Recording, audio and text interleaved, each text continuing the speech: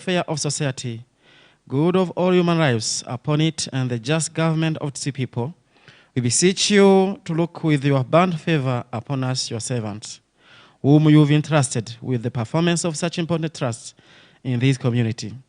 Let your blessings descend upon us here assembled, and grant that we may treat and consider matters that shall come under our attention and deliberation in so just and faithful manner as to promote your honor and glory, and to advance the peace, prosperity, and welfare of this region, and those whose interests you have committed to us.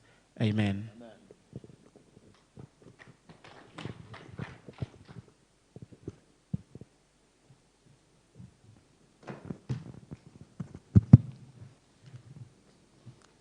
Now, honorable members of parliament, honorable delegates from different institutions, government, civil society, faith leaders, we are here this morning to continue reflecting on the East Africa Sexual and Reproductive Health Bill.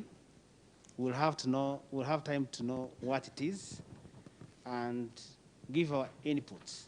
The idea is to start building some consensus, because this is a bill that means something for our people, and there is no way it can come into existence without putting inputs. We are very lucky to have members of YALA from the General Purpose Committee that has really invested time to have the product that we'll have time to go through today. The idea is we have a 2 days meeting to go through again from different perspectives, bring in our different experiences as faith leaders who represent communities, who are in charge of our community's spirituality and relationship with God. We have civil society that is very fully engaged with communities, that reaches out to all the groups to ensure that we see if the bill is bringing the solution. We have government.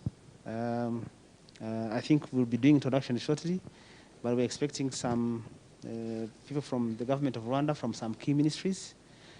And we have members of parliament. We have YALA, but also we're expecting national members of parliament, at least 5. I guess this morning they'll be joining online, because we had a lot of, we had to change the venue. I want to apologize for that. It has caused some inconveniences, but we'll make sure that at least by the end of the 2 days workshop, we have everyone on board. The idea is that we are able to really reflect and discuss. We also have some colleagues from the media who may just look through and be able to know what happens next. So this is a free space. I want to declare it a free space. It's a space where we need to give our views freely. We are still national consultations, no commitments, because we want to give our views, and maybe members of YALA will go back to the bill and ensure that it reflects the needs of our people. East Africa region needs this bill. And, you know, we'll have some history about it. We have shared electronic copies of the bill, but if need be, we can also print it out for tomorrow. So through our agenda, we're going to have, of course, to discuss the objectives, which is, I've just done that. We're going to have some opening remarks that will be done by Honorable Francine Utazana from YALA. And then we are going to have the status of reproductive health, either from the regional perspective, but also, of course, we'll be able to have a chance to see at county level. Then we'll have a conversation on the bill. We'll have a presentation on why we need the bill and what is the bill. So we'll have a presentation on why we need the bill and also on the bill, as you see from your agenda. Then we'll go into working groups. The working groups is to allow us, using our different experiences, to really dissect the bill. So we're going to have civil society sit together, we have faith leaders sit together, and we have other institutions from government sit together to see what is in the bill that we need to be addressed. And then the whole of tomorrow, as you see, we'll be having like feedback from our discussions, trying to see what we need to be put in this bill to improve it. This process is happening in Rwanda, but it's happening in some other on all our East countries. I think last week we had the 3 East African countries. We had, I think, Burundi, South Sudan, and Kenya. And this week we are having Rwanda, Uganda, and Tanzania. And of course, I want to apologize if we invited you on a short notice, because this is the time we would be able with our Mheshimiwas from EAC, because IALA, as you know, is a very busy parliament, and this is the time they would get to come for counter consultations, and they had to be there to tell us the bill, because they've been leading this process. Some of us have had chances to engage IALA, to give our views. We've had a chance to contribute, but we are really counting on everyone really taking time to read the bill and contributing, because we want this process to be very engaging, and it's going to continue at different levels. After national consultations, we're expecting public hearings, which are more really countries making their positions very clear in the public hearings, and then it goes back to IALA. So this is a bill that has been discussed, I think, for now 7 years. I'm not sure, but it's really been in conversations. So you're going to have a chance to know how the bill started, but it shows the fact that we are still discussing it, and we are having everyone concerned taking the bill, reading it, and giving their views. It shows something our region needs, and we'll have time to see that. So without taking much of your time, I would like to allow introductions to go ahead so that we are able to know who is in the room, and we just have a microphone, and people make introductions. So I will start with the Honorable.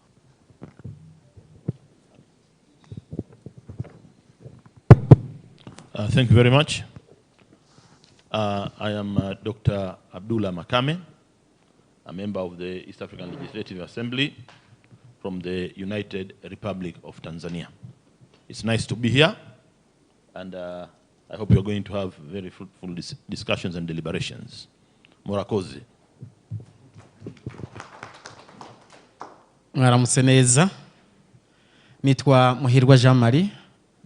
Nkaba ndumushinga mateka w'akarere w'inamashinga mateka ya Afrika y'Ubuseruko, inteko ishinga amategeko ya Afrika y'Uburasirazuba. Nkaba nserukira igihugu cy'u Burundi muri iyo nteko, and I'm a member of this committee in charge of general purpose. I'm really happy to be here in Kigali. It's my pleasure. I'm quite happy to be here. Thank you.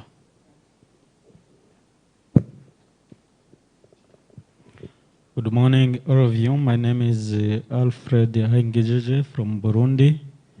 I'm a member of GP committee and a member of IALA. Thank you.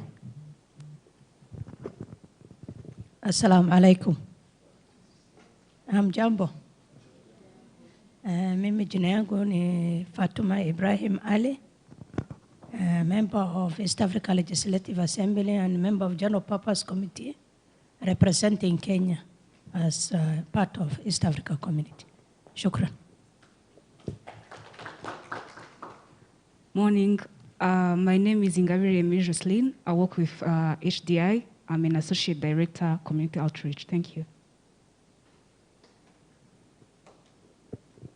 Good morning. My name is Mananawe Imam. I'm the new ED of ANASO. Thank you. Can you please remember to sanitize the microphone? You have sanitizers on your tables.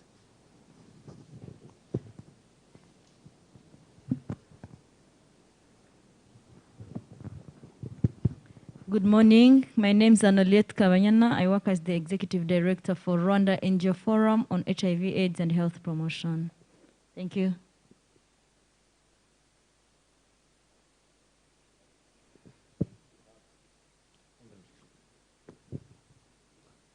I'm Dr. Gahungu Bunini, Country Director of ISD. ISD is the Action of Evangelical Church for Promotion for Health and Development. I'm Mukiza Joas, pastor from Anglican Church. Good morning. I am Sheikh Sindaiga Musa.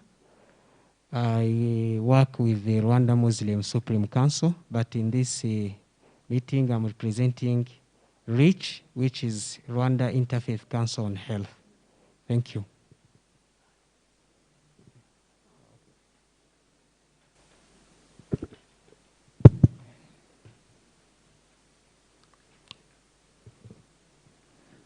Good morning, everyone. Dr. Innocent Hahirwa, I'm the chairperson of the National Pharmacy Council. Happy to be here. Thank you. Good morning. My name is Sylvie Wimbabazi, working as the Director of Cross-Cutting Programs in the Ministry of Education, Rwanda.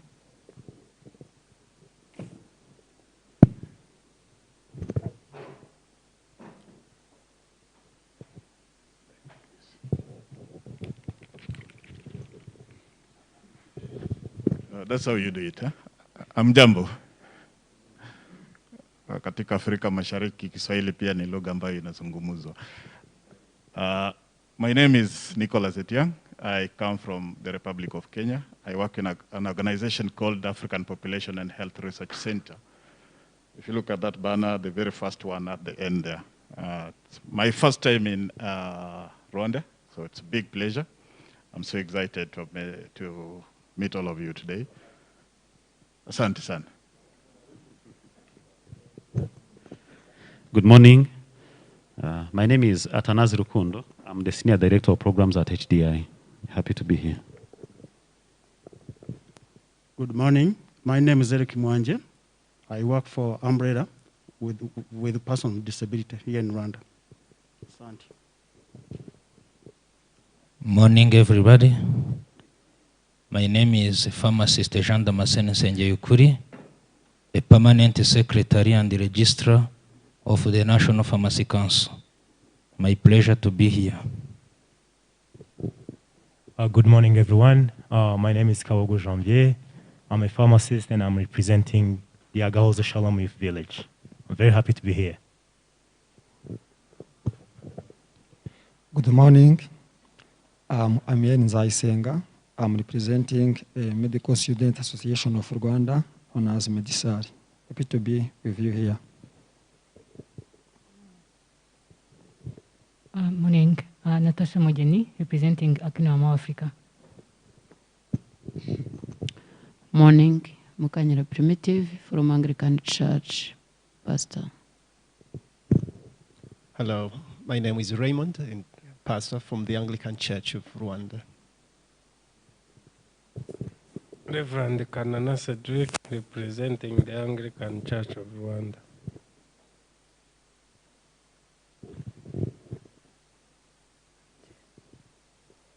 Good morning. I am Ines Rutaisrio Murirwa.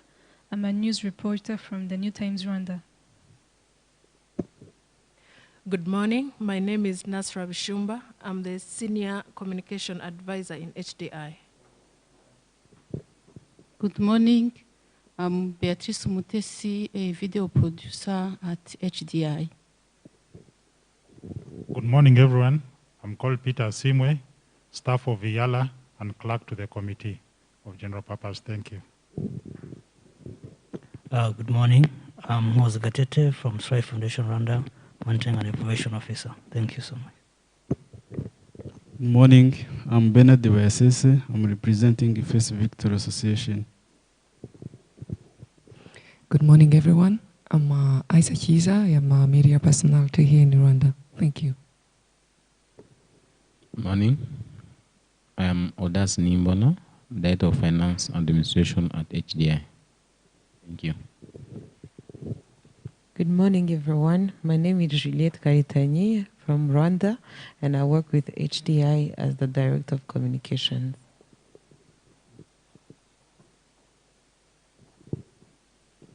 Morning. I'm Omar Okarin from Afrian Rwanda in the Department of Sexual Reproductive Health and Gender Promotion.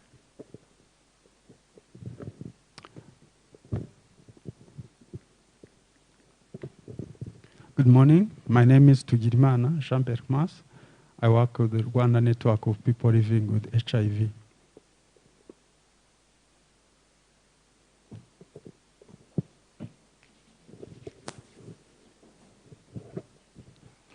Good morning. I'm Andren Dambashi. I'm a Global Delivery Specialist. I work for the University of Global Equity as a research coordinator.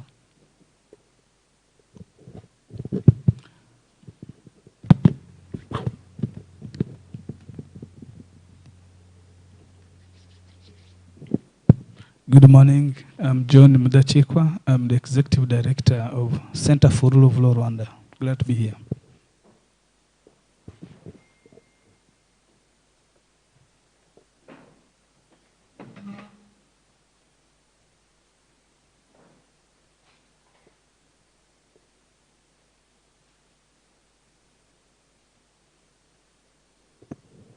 Good morning.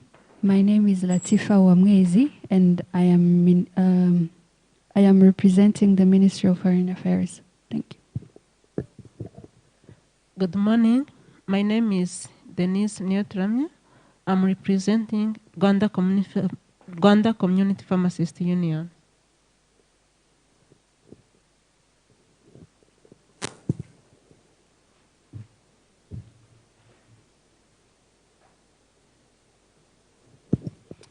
Good morning. My name is Pastor Mwaza Joshua from ICED.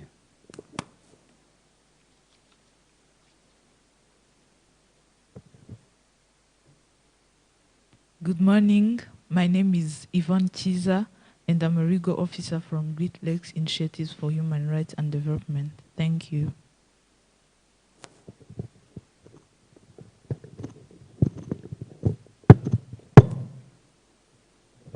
Morning.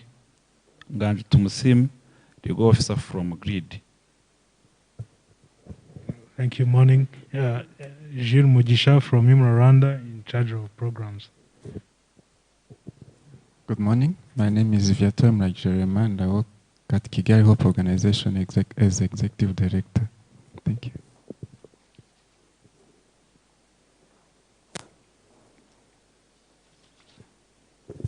Thank you. I'm Gilles Ruhumuriza. I'm Program Manager from ASD. Thank you.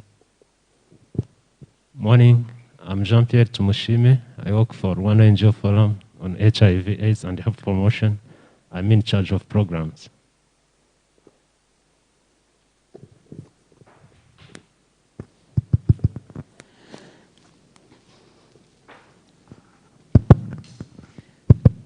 Dear members of Parliament from Yala, and dear colleagues, dear representative of government, as you can see, putting up this meeting required looking into all the angles. I'm happy to see from the introductions we have representation from professional associations.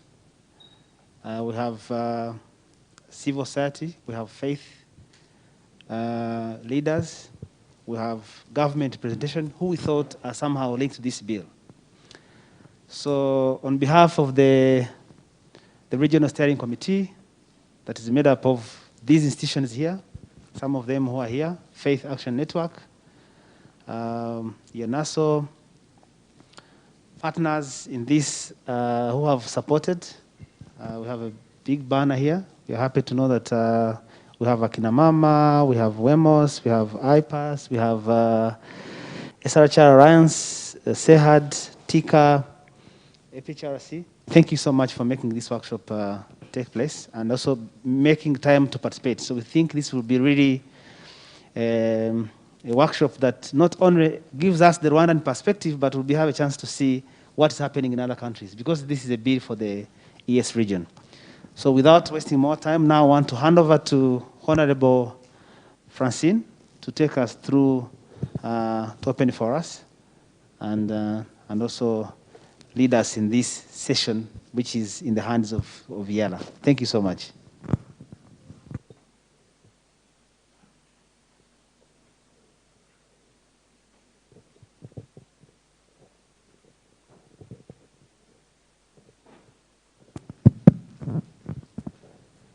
Thank you, Dr. Kagaba, for this opportunity. I think I have also to present myself. My name is Francine Rutazana. I am a member of EYALA, member also of GP Committee, General Purpose Committee, and I'm representing the Republic of Rwanda at the Regional Assembly. I'm glad to be here, and I welcome my colleagues from Kenya, from Burundi, from Tanzania. Karibuni sana in Rwanda.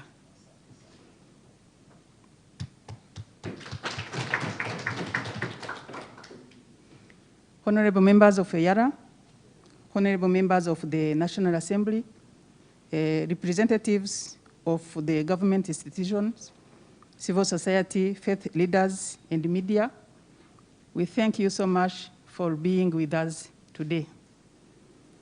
We have a session of 2 days for a national consultation on the ESC Sexual and the Reproductive Bill 2021. Allow me to give you a brief on how far we are regarding this bill. This bill is a private member bill initiated by one of our colleagues, a former member of EYARA from Rwanda, Honorable Odette Nyiramirimo, and she introduced the bill during the 3rd Assembly. Now we are in the 4th Assembly, which is taking place. You remember we have a tenure of 5 years, so now this is the 4th Assembly of EYARA. The private member bill is different to the council bill. A council bill is introduced by the Council of Ministers, but the private member bill is introduced by one of the members of the Assembly. That is, this is a private member bill introduced by our former colleague, but taken now by a current member from South Sudan called Honorable Mukulia Kennedy. He is now conducting the same activity, I think, in Uganda, but he is the initiator now of this current bill we have now to discuss. The tenure of the 3rd Assembly expired in June 2017 before the bill could be passed. And the bill was saved from the 3rd Assembly, returned by the 4th Assembly, and referred to the GP Committee for scrutiny, reporting, and to be reported back to the Assembly. In January 2020, during a meeting which took place in Bujumbura, stakeholders requested EYARA to take into consideration the emerging issues regarding the socio-cultural realities in the East African community and in a partner state. In May 2021, this year, stakeholders recommended again more consultations in partner states and as close as possible to key stakeholders, including governments, institutions, civil society, faith leaders, private sector, and technocrats and experts in the area of the bill. Today, we are here in line with that recommendation. And the other teams, as explained by the facilitator, they are now in the other partner states for the same purpose. For the sake of this bill, the primary object of the bill is to protect and facilitate the access to health as far as sexual and reproductive health is concerned. Our role today is to listen to you, to get your views and suggestions toward a bill which will serve the people of ESC, which will contribute to protect and to provide for age-appropriate sexual information, age-appropriate sexual information and reproductive health information and the services of all persons. I assume you have received the concept note, and we will be going through the all object there so that we can have the input which will contribute to have those objects becoming a reality. GP members here present, we welcome you once again. And we encourage you to try as much as possible to exhaust your opinion regarding this bill so that your views and the Rwanda perspective will be taken in consideration when the Assembly will be passing the bill. I thank you so much for your kind attention, and I welcome you once again in today's session. Thank you so much.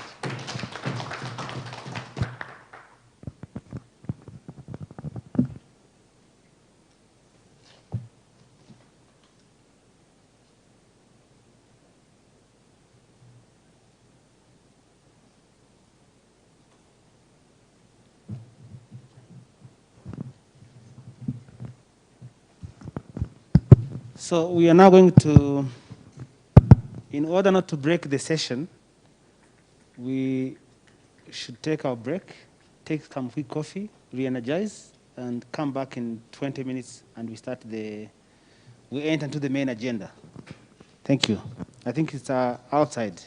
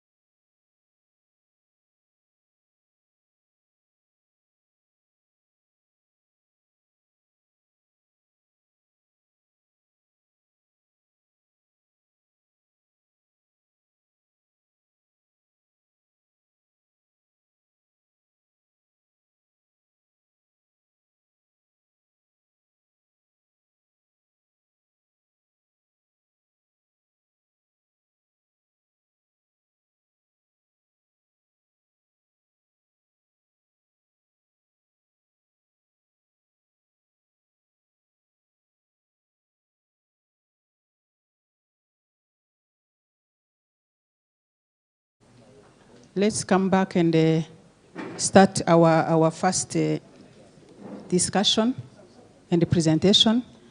So I invite the presenter for the state of SRH country specific to present the first presentation.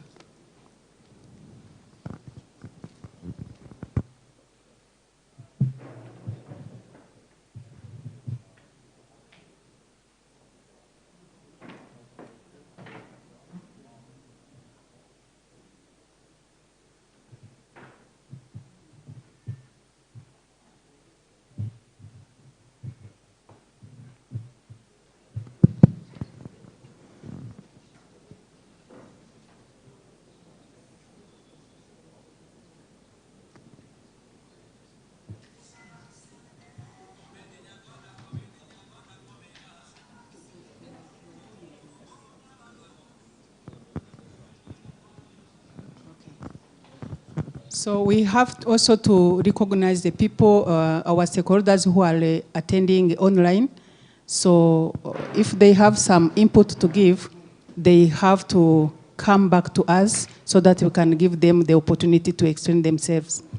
So we have to be careful so that at any time they wanted to intervene, we give them that time. Thank you.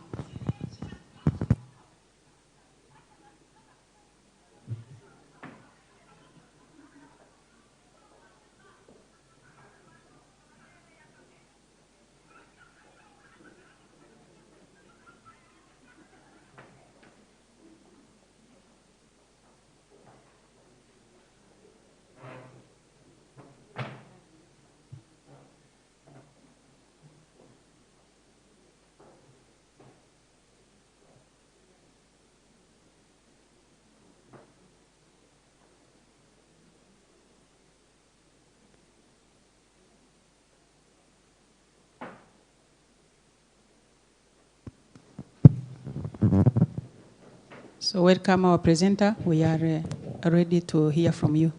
Thank you, Mheshimiwa. Good morning once again. Good morning once again. All right, just trying to make sure that you guys are active. We're sorting out a bit of technology here. Mheshimiwa, in the program, it says,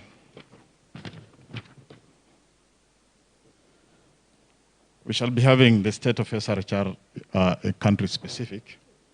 But I've talked to Dr. Kagaba, that presentation is not going to be made. So we are going to make an overall presentation that covers East Africa as a whole, together with why we need this bill. So in fact, the state of SRHR in East Africa is the reason why we need the bill. So it's going to be a combined presentation. I'll be juggling between two computers for technological reasons. The one that was a PDF and then the one that was. Okay, all right, thank you very much. How many of you can remember my name when I did my introduction? Oh, serious. I'm going back right now. Okay, if you can't remember my name, just maybe my country, where I come from. Okay, so it's, okay. Mheshimiwa here remembers.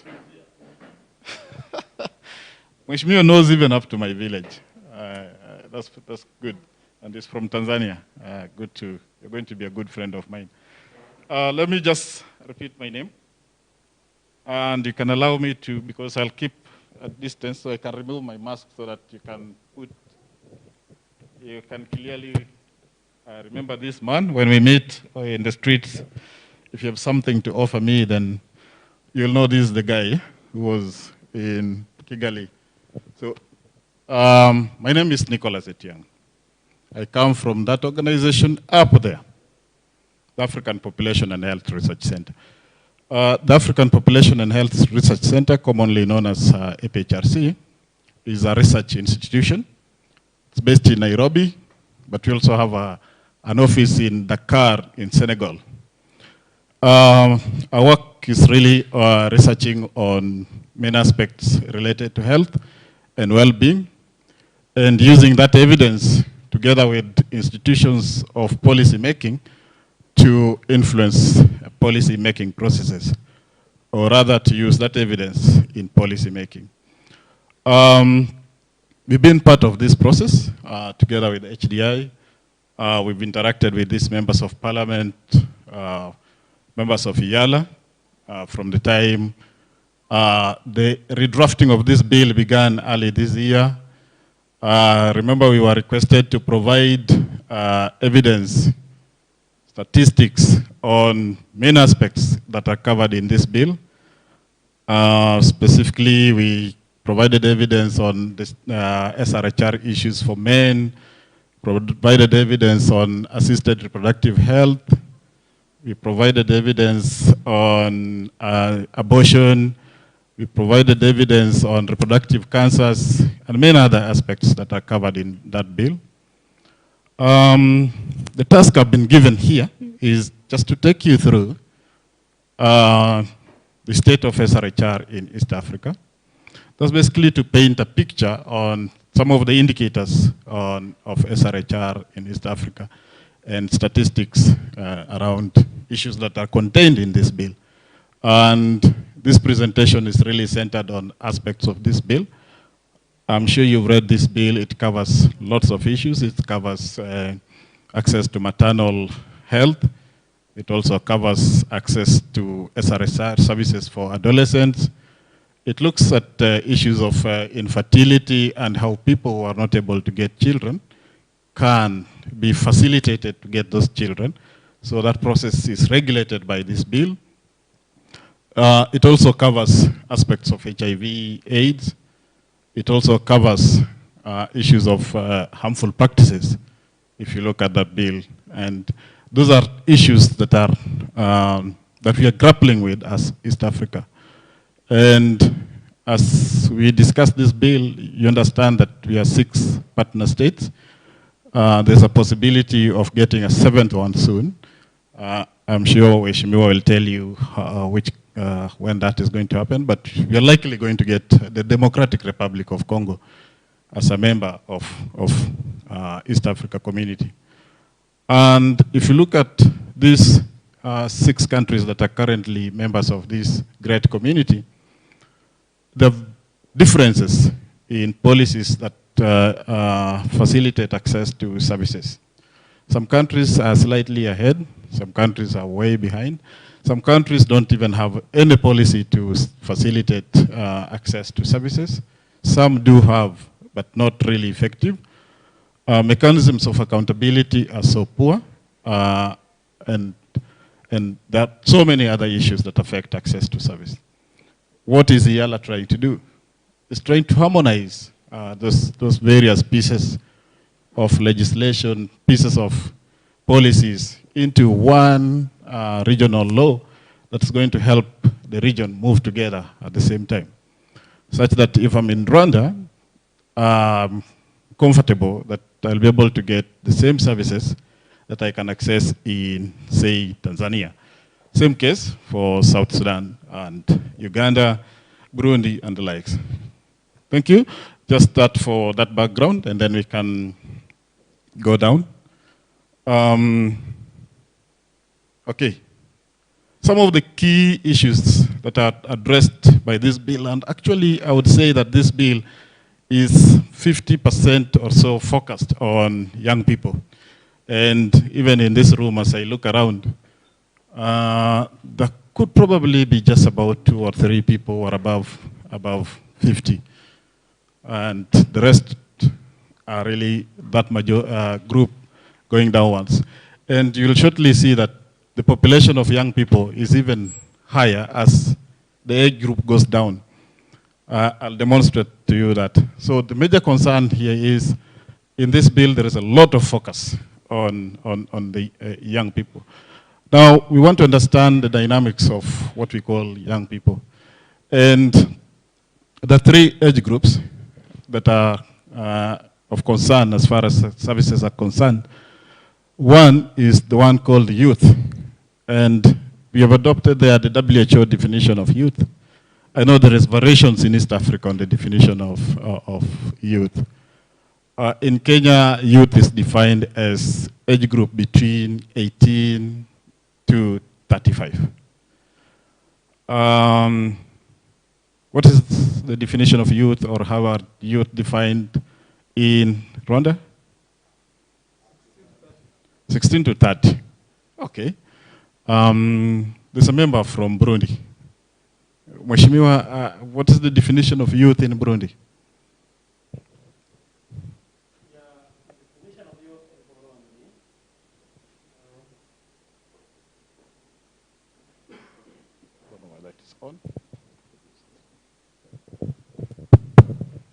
Young people, youth.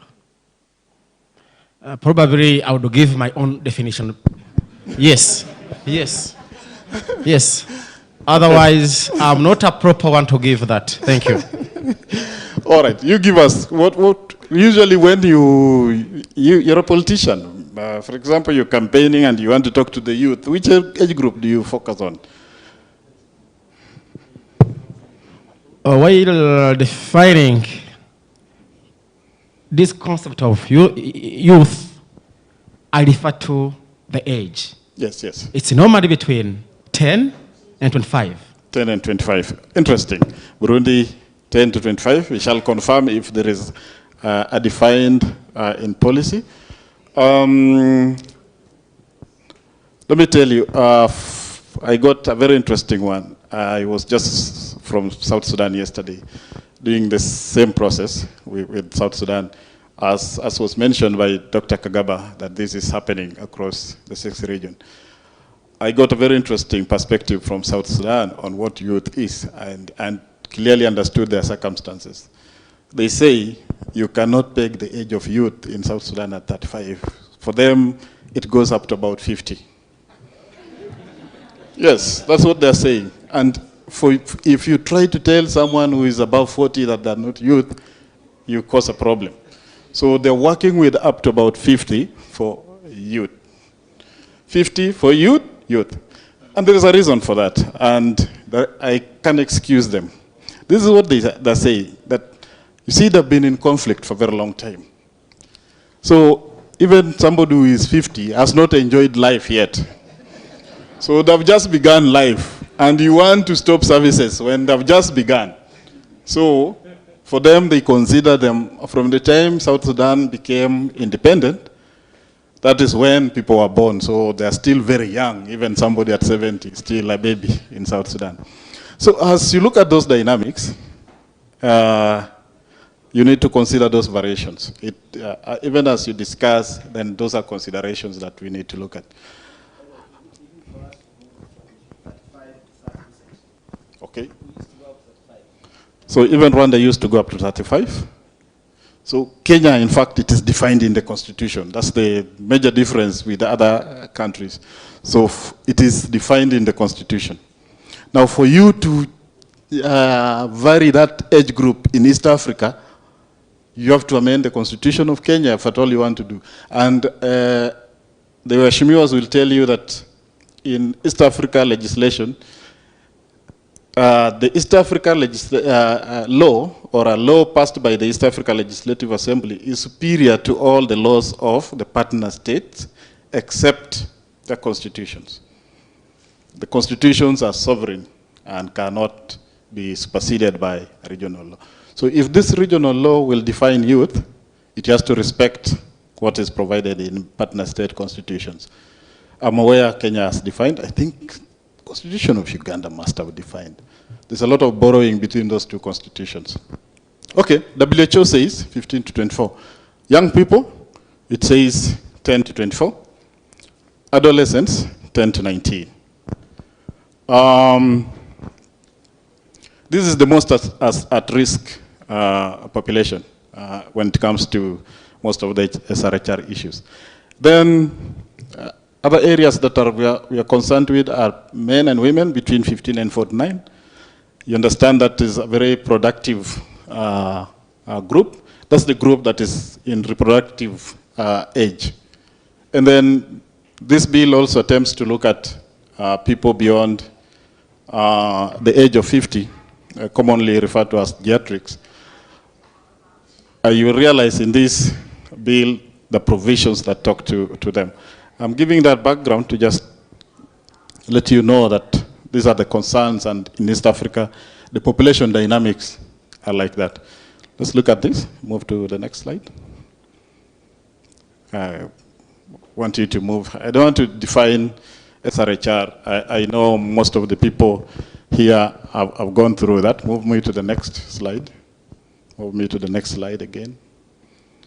Okay, move me to the next two. All right. So there's a reason why I've moved through those definitions, the standard definitions about what SRHR is. But just in passing, I would say the most recent definition of SRHR is from the Lancet Commission, which defines SRHR not just as an aspect of reproduction, but goes beyond and includes issues like reproductive cancers. It includes psychological, not just physical well-being, but beyond physical well-being. But then in East Africa, this is, I don't know which way to face as I present this. The other one, and I cannot see all the way up to here. I can't see this one clearly. But if I turn this way, I lose a population. All right, let me stand this way. If you look at, we were just from defining our age group. You say East Africa as a population, that is 5.71 of the world's population. What's the current world's population?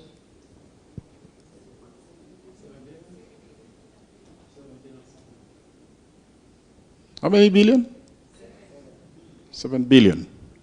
Okay. So what is 5.71 of that population? Those individuals are here in East Africa. And then East Africa ranks first in terms of population across the sub-regions of Africa. We're also saying here that the statistics is showing that nearly 45% of our population is below 15 years of age. So as we discuss matters of services, look at that huge population that is below the age of 15. And more than 1 in every 4 is a youth aged between 15 and 24. For every 4 individuals, 1 of them falls within that age group. Let's look at country-specific demographics. Uganda, for persons below age of 15, is standing at 52%. Tanzania, 45. Burundi, 44. I'm looking for Rwanda, 40.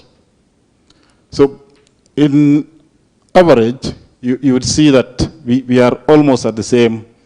There's no major difference, apart from Uganda that is way up above 50%, but we are almost at the same level across East African region.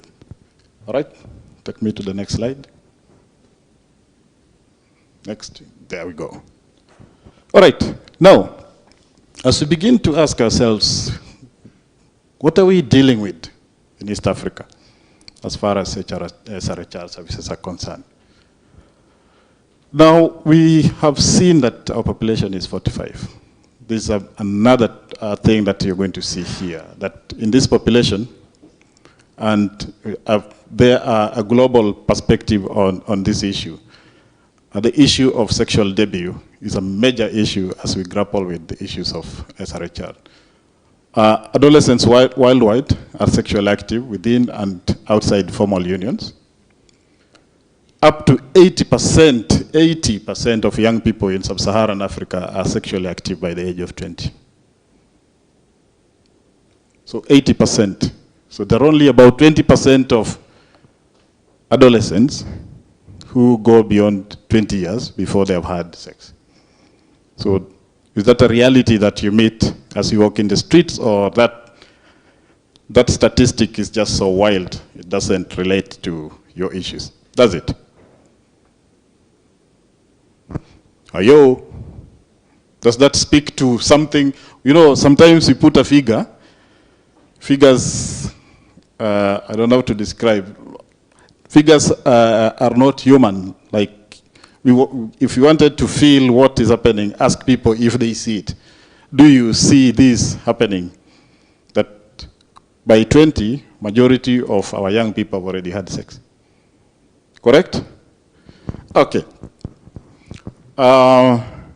Then these numbers vary by gender, you will shortly see.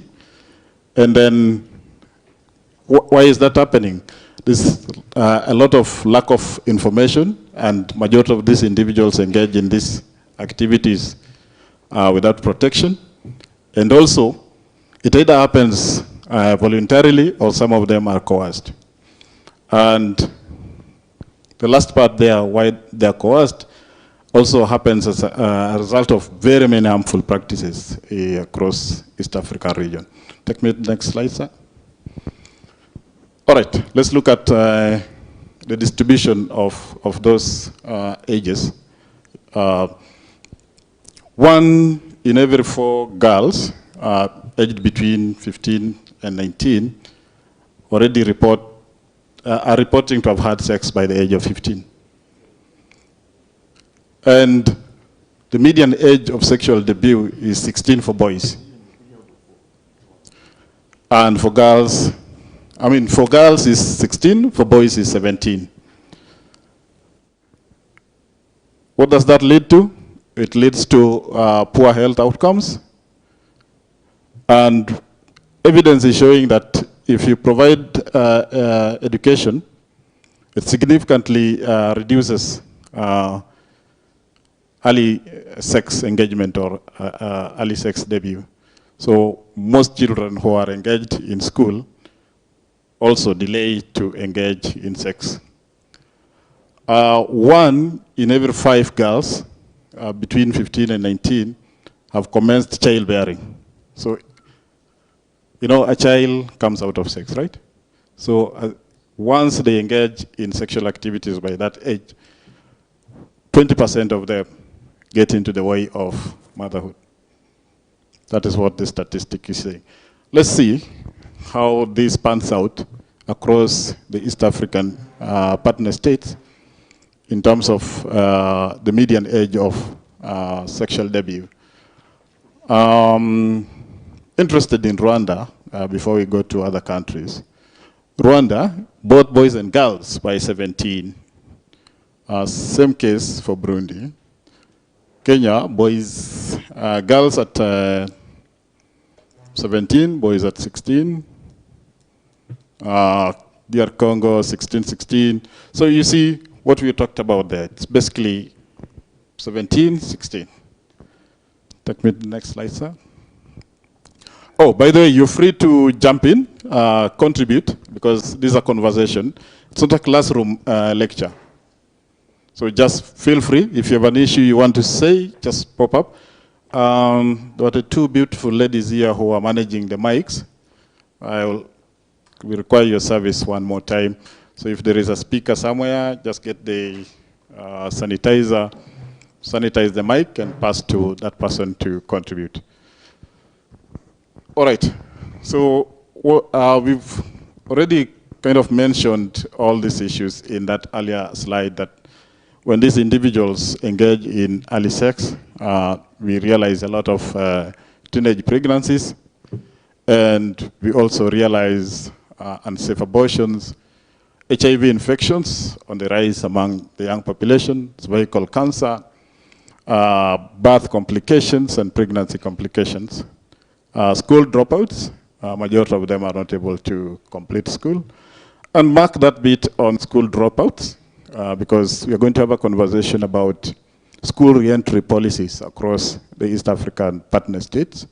So put a star on school dropouts. Some of that is actually government perpetuated. A child has gotten a baby, and then the system does not allow that child to get back. So that one becomes a complete dropout with no chance of return. Then these are also resulting to early marriages. And again, I think we shall be discussing harmful practices shortly. There as a result of that engagement in sex, and mostly coerced through cultural issues. There must be a title on that. Prevalence on pregnancies among adolescents in Africa. Okay, we had already talked about between 15 and 19, 5 adolescents between 15 and 19 are more likely to experience maternal death compared to women aged between 20 and 35. Let's look at the distribution of this. It's supposed to be on that slide on the far right. Doesn't it show the percentages? Because you cannot interpret this the way it is. Doesn't show? All right. But basically, I think I'll update this slide to give you the figures. This slide shows the distribution of prevalence of adolescent pregnancies across the African region. And we've shown this for each region. Northern Africa is on the lower side. I wish I was able to show you the percentages. My apologies, that slide does not show the percentages. So what you see, Northern Africa is lower than the rest of the African zones. East Africa is leading. The first bar over there, East Africa, is on the lead. So there must be a problem in East Africa. So we need to be working towards where North Africa is. And there are many reasons for that. All right, take me to the next slide, sir. Okay, we have talked about children dropping out and out of early pregnancies. And let's look at the picture of these re-entry policies in these East African partner states. Beginning with Uganda.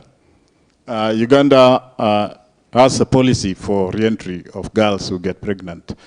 They actually revised that policy in 2020, and it allows girls to get back to school once they deliver the baby. Kenya, I need to update that too, revised in 2020 as well. Kenya facilitates re-entry of children or girls into school, the school system, the main school system. Unless for some reasons they're not able to. Then there are alternatives for life skills. And in Tanzania, by presidential declaration, Tanzania, by practice, does not allow re-entry into the school programs once a girl gets pregnant. And Mheshimiwa is here. Probably that situation has changed. You could give us the latest position on that. But I was in Tanzania in August this year, having a conversation with the stakeholders there. They stated that that position is there, but there's possibility for children to get back to the programs, but alternative programs, not mainstream. Mheshimiwa, take over. Thank you very much. Etiang, there was a presidential statement, and usually in a democracy we call it presidential rhetoric. That was there, but it was not enacted as law. So there was a presidential statement, and that never hindered children to go back to school. And actually, when children are going to school, it's not themselves taking themselves to school. It is either the parents or responsible adults who are supporting them to go back to school. So if you have a child, I'll post to you. If you have a child, maybe she was 13 or 14, and she became pregnant and delivered. That's life, you know. Yeah? It's not something you wanted. No one wants his or her child to get pregnant and delivered 13 or 14. But when that happens, it happens. But will you condemn your child not to go back to school? As a parent. Now, as a parent, you are going to do the necessary to give your child the best you can. So that is what is happening there.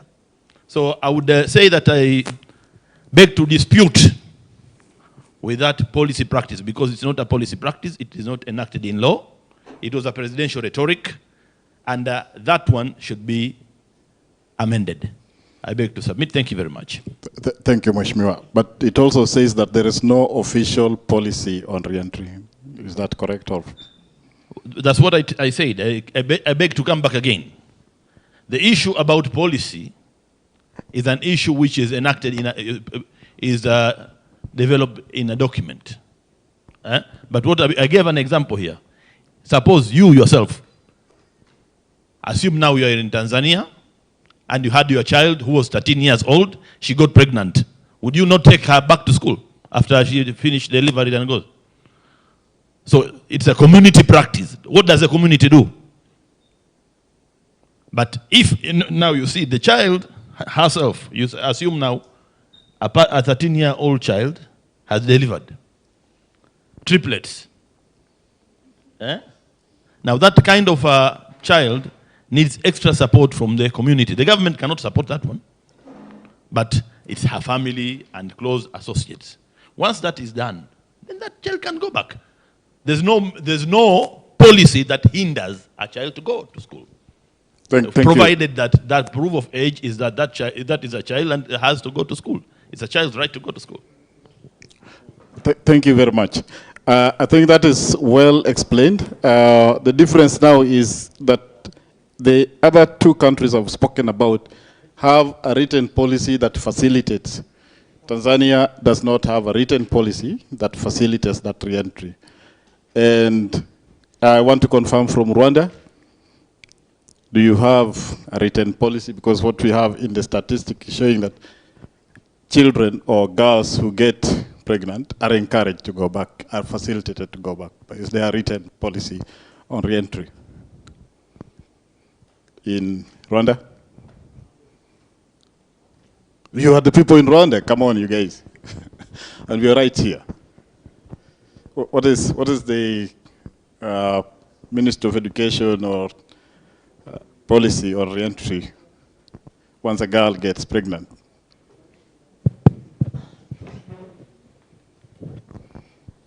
Thank you.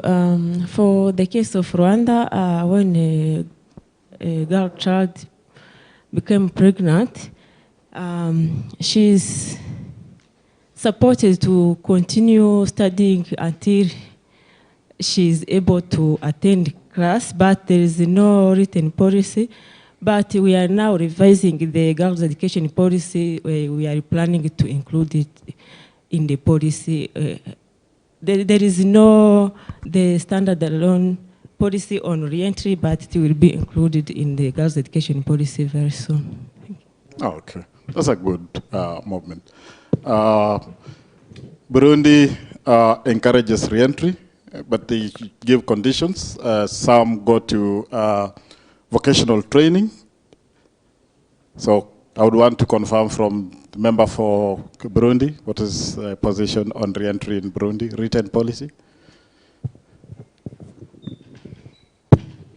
Yeah, thank you once again for the opportunity. Actually, I don't understand what they mean by conditional re-entry, but what I know is that when it happens that a girl gets pregnant, when it is revealed, she has to go home immediately. But there, yes, because when you let her continuing with studies, it's an example you're giving to others to go and be pregnant and continue. That is the consumption people have. When it is revealed that that kid, that girl is already pregnant, she goes home. But thereafter, after she has delivered, she will be accepted to come back to school. That's what I know. So immediately the pregnancy becomes visible, home. Absolutely. Until you finish, then you can come back.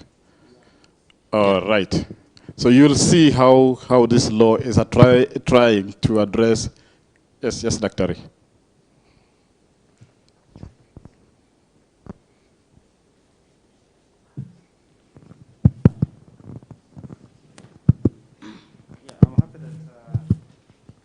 Rwanda is considering to put in the girls' child policy, but there was a very good positive practice that happened a few months ago.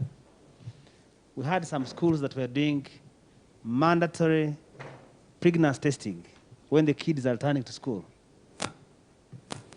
And one social media influencer put it up and said this practice is not really is not good. The reason they were doing that is that if you come back to school when you're returning and you're pregnant, you'll not be allowed to the school. And this was happening in a number of schools. The Ministry of Education came out very clearly and said this is unacceptable, with a written comment saying that that testing should stop and girls should continue in school. So it's not, you could see that already where Rwanda is heading is really very clear. And saying that the practice should stop. And I saw there were some schools that were monitored to see if they are still doing the practice, to ensure that they stop that practice. They don't stop young girls from coming back to school because they are pregnant. Yeah. Thank you for that addition. Before you move to the next slide, I wanted to speak about South Sudan because I was there 2 days ago.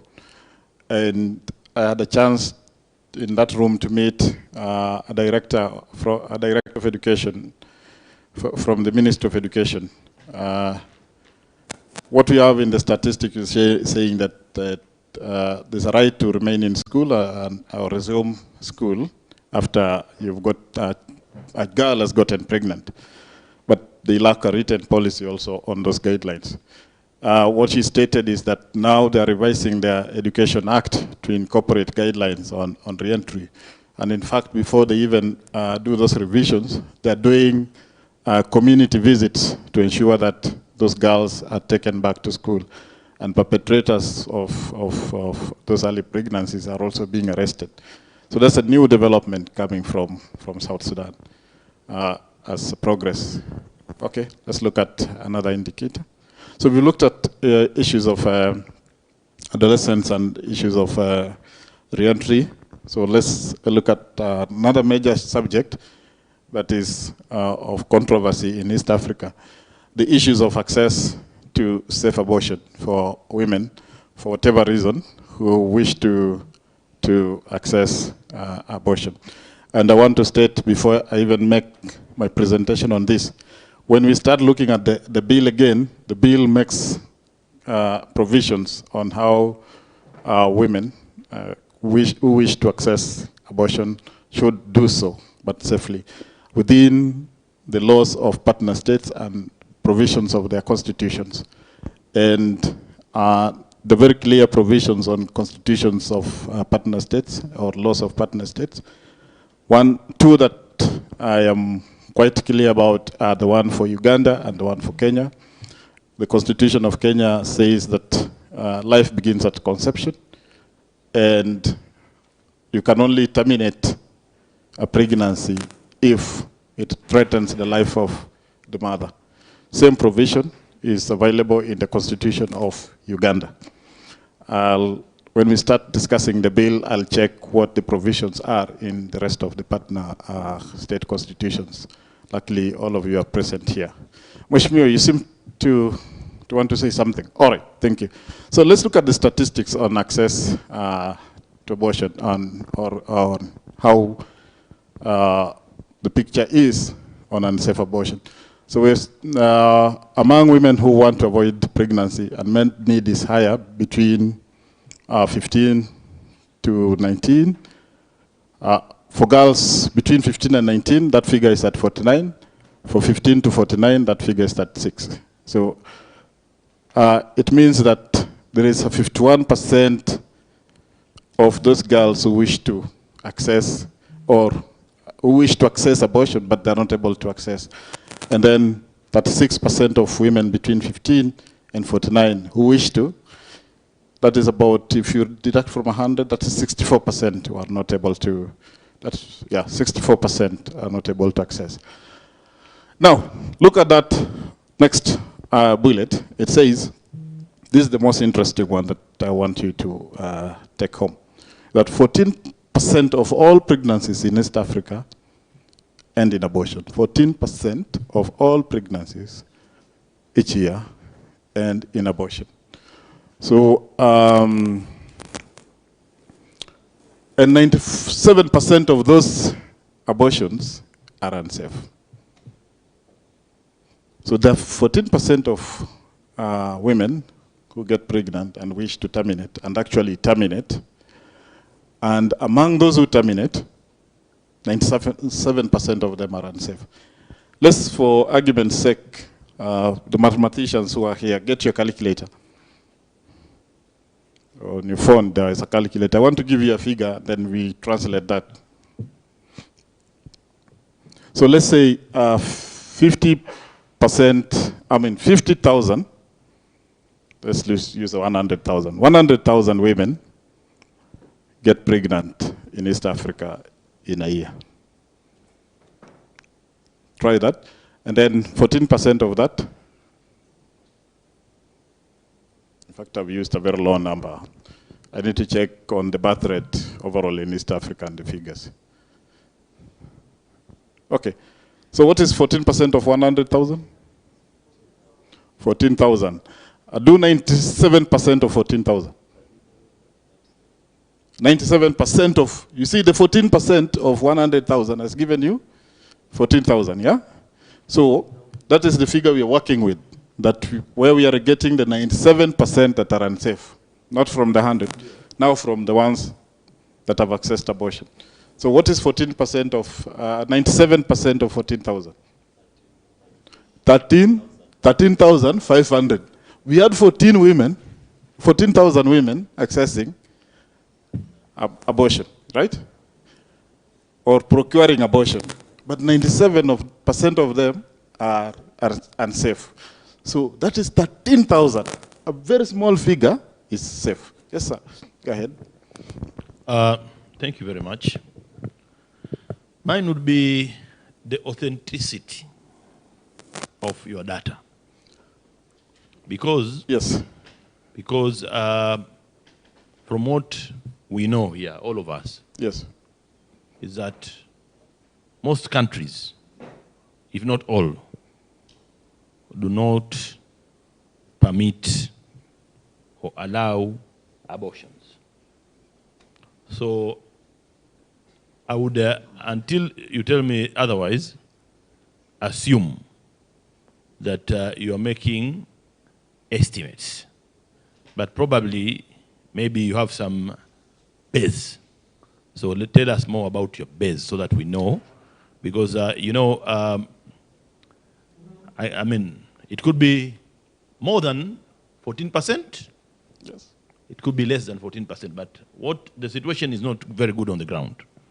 But I just want to know about the data. All right, thank you. There are very many abortion surveys happening, and they're done periodically by the Lancet Commission. FHRC, as an organization, does this. And in fact, if I wanted to give you the number of countries where we are currently conducting these studies, beyond just East Africa alone, we are also doing in Burkina Faso. We are doing this right now as we speak, a study in Liberia.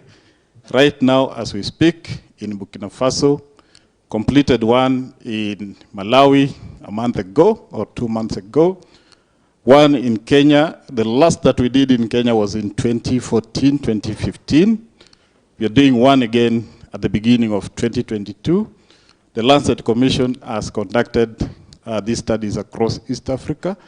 The DHS data indicates this across all the partner states. So this is verified information from reports of the ministries of health across the partner states. And if the Minister of Health for Rwanda is here, they could speak for Rwanda. Sorry, allow me to come in again. Even those ministries of health, even if they verify, they are verifying estimates. Of course, in fact, you're very right. Even when you do, let's say, the common one that we do across countries, which is census for populations.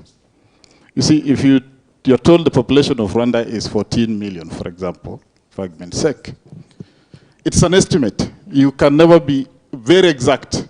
There is always a figure that's left out. That's why we use level of confidence in research to tell you that this is scientifically verifiable, that you can arrive at this plus or minus. Fine? That is how we statistics. No, we are not in a statistics class, Mheshimiwa. You're only presenting facts as they exist. Mheshimiwa, you had your hand up, then I'll come to you. Thank you. Thank you. I think we must appreciate that abortion is illegal in our constitution. So whatever data you're collecting, it must be, undocumented areas. And you can imagine if you are researching or you're studying an area that is very, chaotic in terms of availability of reliable data, then it's likely that the statistics being generated is not very 100%, but it gives an indication of where we are. So I think could be sometimes is good to give that kind of scenario, so that people don't assume that this is a perfect research that meets the threshold of because this is a very sensitive area, and it's clear. Unsafe abortion, when you say it is done behind the corridors or behind the, unofficial, because it's illegal in our countries, honestly. But we know day to day, we are experiencing, even the communities that are very conservative are really experiencing this. So I think we need to accept that challenge of research. Thank you. Thank you very much, and that's a very valid point. And I'm trying to trace in this house if there is a medical doctor, a gynecologist for that matter. Is there one? You are one? Then you had a question, then you can also respond. Yeah, before you go to the addition, I wanted to give the two Waheshimiwas a pointer that I got from South Sudan again, and I'm going to use the example because I gathered a lot from there. There were two gynecologists in that house, one of them working with the ministry, a former practitioner who is now a policy director in the Ministry of Health.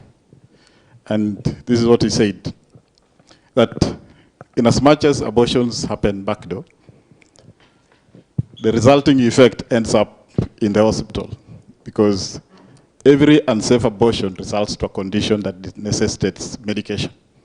So you will hide behind the bush, but the effect will bring you to see the doctor.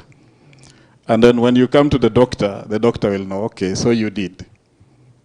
You will be medicated. That is how easy it is to get the backdoor ones. They come back to the system because they are coming back to seek attention. All right, so Daktari, you wanted to give your input. You have a mic. Thank you. I want to refer a word or a variable unsafe. It's much more process that even was conducted, not always the outcome. As we said, can it be the way the exposure or the risk was through that process.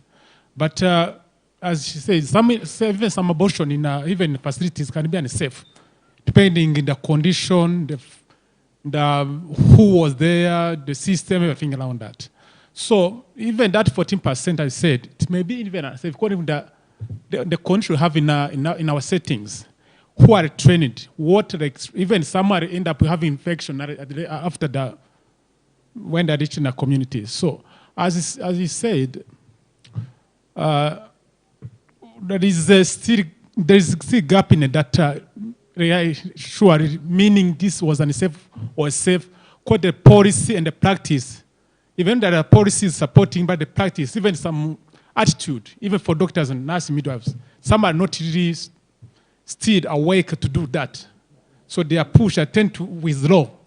So they are much more suffered this kind of condition existing until now. Thank you very much. And I just want to again reiterate that even if you looked at that table there, we say these are regional and sub-regional estimates of induced abortion. So verifiable statistics estimated from those Ministry of Health statistics and studies and surveys that have been conducted. Thank you very much. Move me to the next. And just before you move, and I want to give a pointer. One of the reasons why that figure of unsafe is higher is because of the restrictive laws. And our partner state laws are very restrictive as far as access is concerned. So if the laws were able to facilitate, then the unsafe bits will go down. And there are many reasons why people want to access abortion, and some happen because somebody raped a woman, or the children will just get into pregnancy unplanned. I've had even cases of married couples themselves deciding, oh man, we had just had our baby 6 months ago. We've not even weaned that baby. We are already in the way of a pregnancy. So what do? Let's walk to the hospital and remove this. So some of those considerations, but the law will not allow you to go to seek that abortion. So what will happen? You use the other side, and the end result is that it becomes complicated. We result into many complicated scenarios, including death. So let's move down. So I don't know how long I still have. I wanted to go straight down because we've talked a lot about here. Okay, so post-abortion care, I think it's related to the abortion process itself. What's the key issue that I want to pass here? In 70% of developing countries, less than 10% of primary health level facilities can afford or can provide post-abortion care. And 80% of countries, 80% or 8 of 10 countries, less than 40% of referral facilities can provide comprehensive abortion care. Now, the lower facilities can hardly provide any, right? Even among the referral facilities, only 80% of those facilities are able to provide post-abortion care at the referral level. So it means that there is a lot of need to invest in post-abortion care in the facilities. And it's a regional issue, it's a sub-Saharan issue. Next.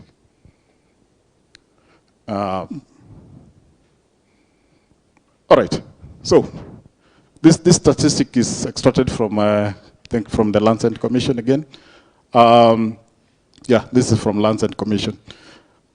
And comparing investment in SRHR issues, if you look at, if we invested in SRHR issues, I want you to pay attention on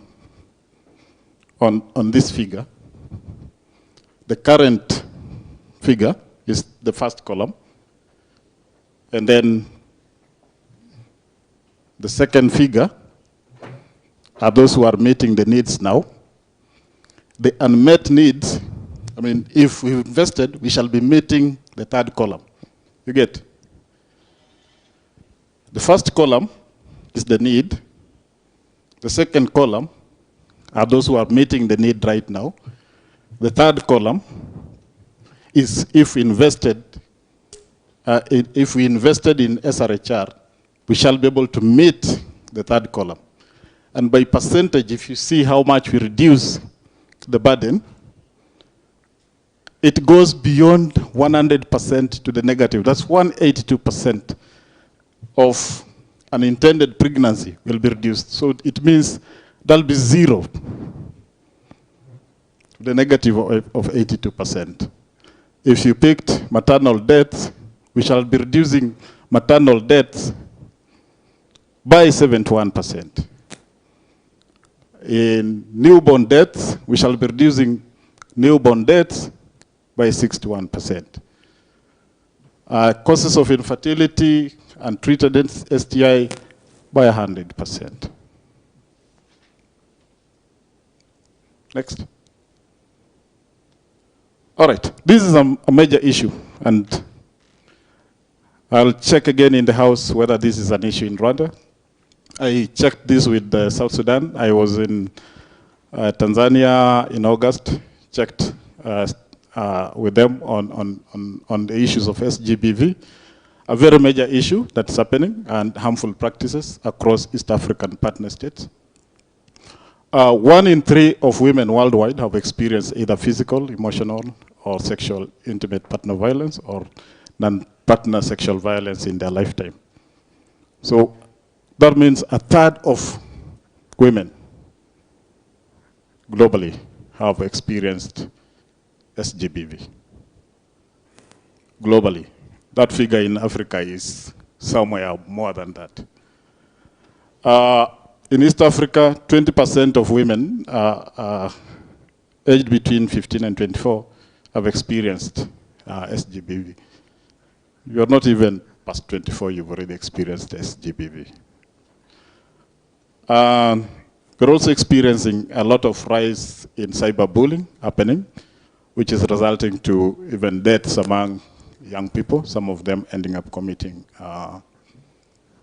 suicide as a result of body shaming and other online bullying issues that are happening currently. Next. We're also having issues of harmful practices in East Africa. Female genital mutilation.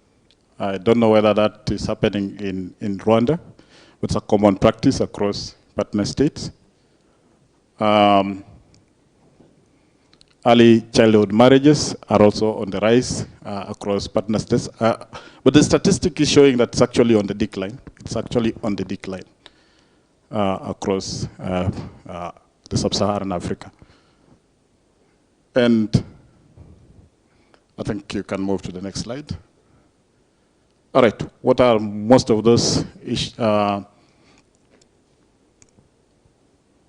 issues around SGBV? And just demonstrated by that, we have talked about child marriage. We have issues of transactional sex. We have issues of the law side in telling you the effects of those harmful practices. The upper side telling you what are those harmful practices that we're talking about. So I post here whether Rwanda or communities in Rwanda practice FGM. Do you have such communities here? Wow, thank God for your country. You deserve a hand clap. One for you, for all of you, one. Let's clap for ourselves for Rwanda. None at all. Wow, wow. That is something I've never had anywhere I've gone. Everywhere I go, let me check with Burundi because you're close neighbors and your communities, I think, are one and the same. Difference in language here and there. FGM, Rwanda? As for now, we really don't have any community that do practice those FGM, but we have to watch out. You know, this is integration. It means free movement of people. Yeah. And when people do move, they go with their culture. Without being vigilant, you know, this calamity may be everywhere. Thank you. Thank you very much. But transporting FGM could be a very difficult one. Maybe if you moved... You say that may be difficult, but not at all. Why? Okay. Because, okay. You know, this integration, we do allow people to live where they want.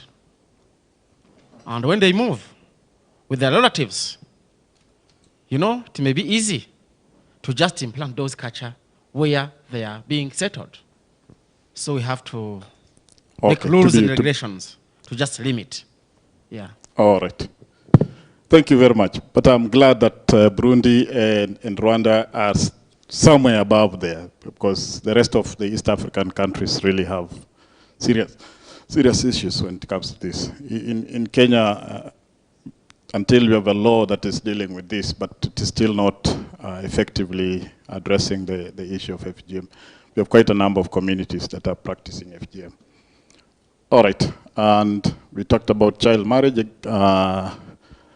across East Africa states. Let's look at the statistics as they say.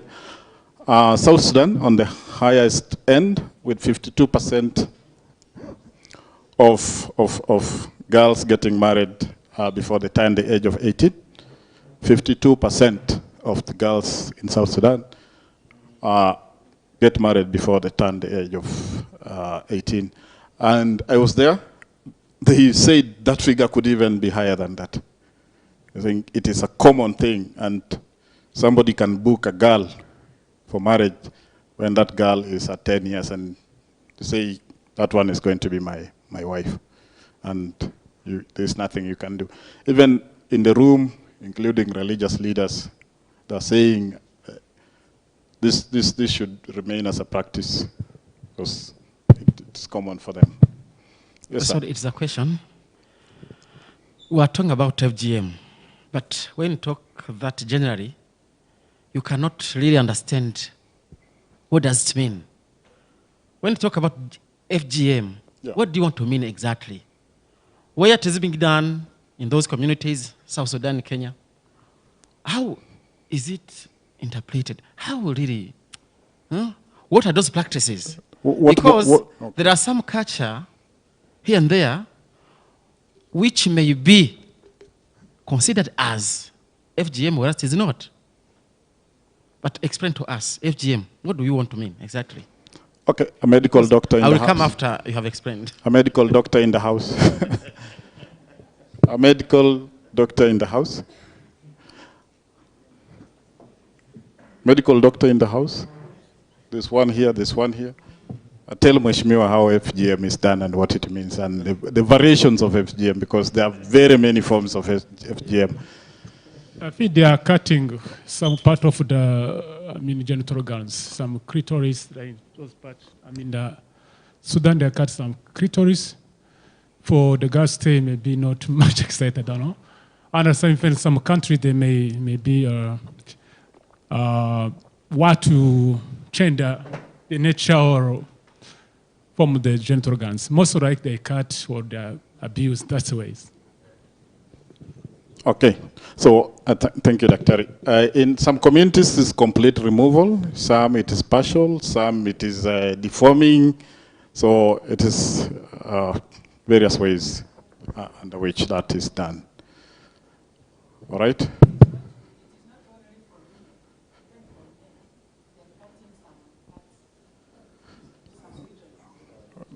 Do you mean circumcision? Okay, he's adding piercing. Maybe I come back to medical doctors. In some communities, I'm told, they may pull to allonge the clitoris. Is it FGM or not? When you pull, is it or not? It may, because it's a non-medical reason. As long as it causes pain or some other deformation. So as long as it can cause some harmful or result to the victim, and there is no evidence, there is no indication or reason not to do so, so it is a kind of. Thank you very much.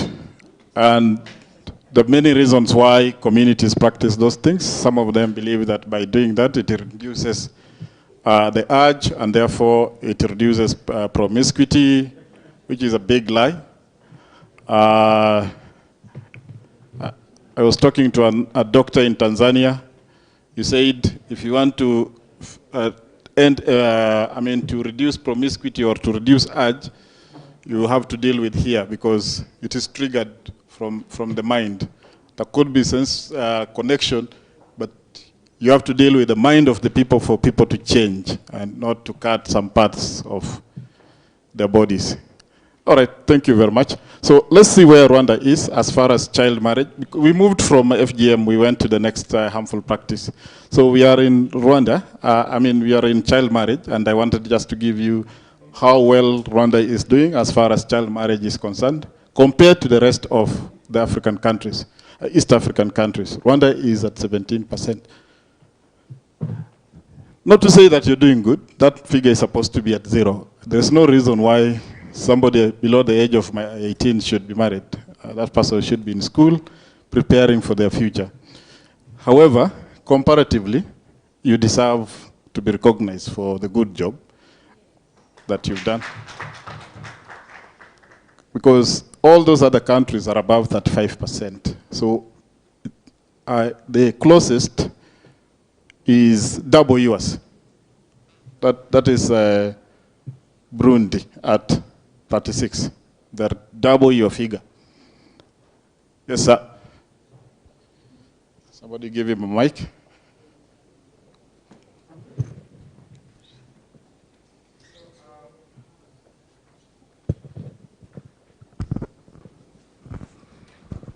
Personally, I want to submit this to you. In Rwanda, we don't have any say that concerned this child marriage, genital mutation.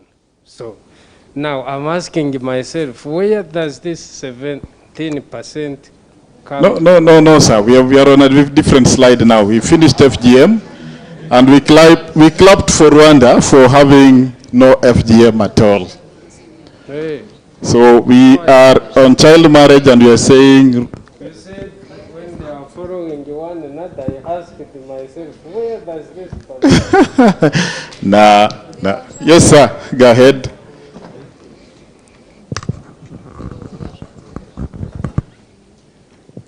Let me check what the time is so that I can finish. We still okay, have thank you. We have seen the case of Rwanda in terms of child marriage, but I would like to know from other neighboring countries. No, I mean is there any law criminalizing child marriage? And if is there, at which limit they put in their law? Which age limit? Okay. Are all partners in East African community at the same age, or they vary from one country to another? Thank you. Okay, I think I should be having a slide on that. If not, I'll just tell you quickly that the age of marriage across partner states varies, but majority are at 18. Rwanda is the unique one. Tanzania was unique until I think a year or so ago. They haven't. Actually, they remain unique, Tanzania. The age of marriage in Kenya, Uganda, South Sudan is 18. 18 years. The 18. That includes Burundi, actually. So, Burundi? Burundi, age marriage. Yes. For girls, it's 18. Yes. For boys, 21. Yes. All right. For girls, 18. For boys, 21. Good. Don't even ask why. Now, the unique one, now, that's another unique that I've discovered. I had put you at 18, by the way, because I picked the 18. I know Rwanda, you are doing at 21? For both boys and girls? No difference.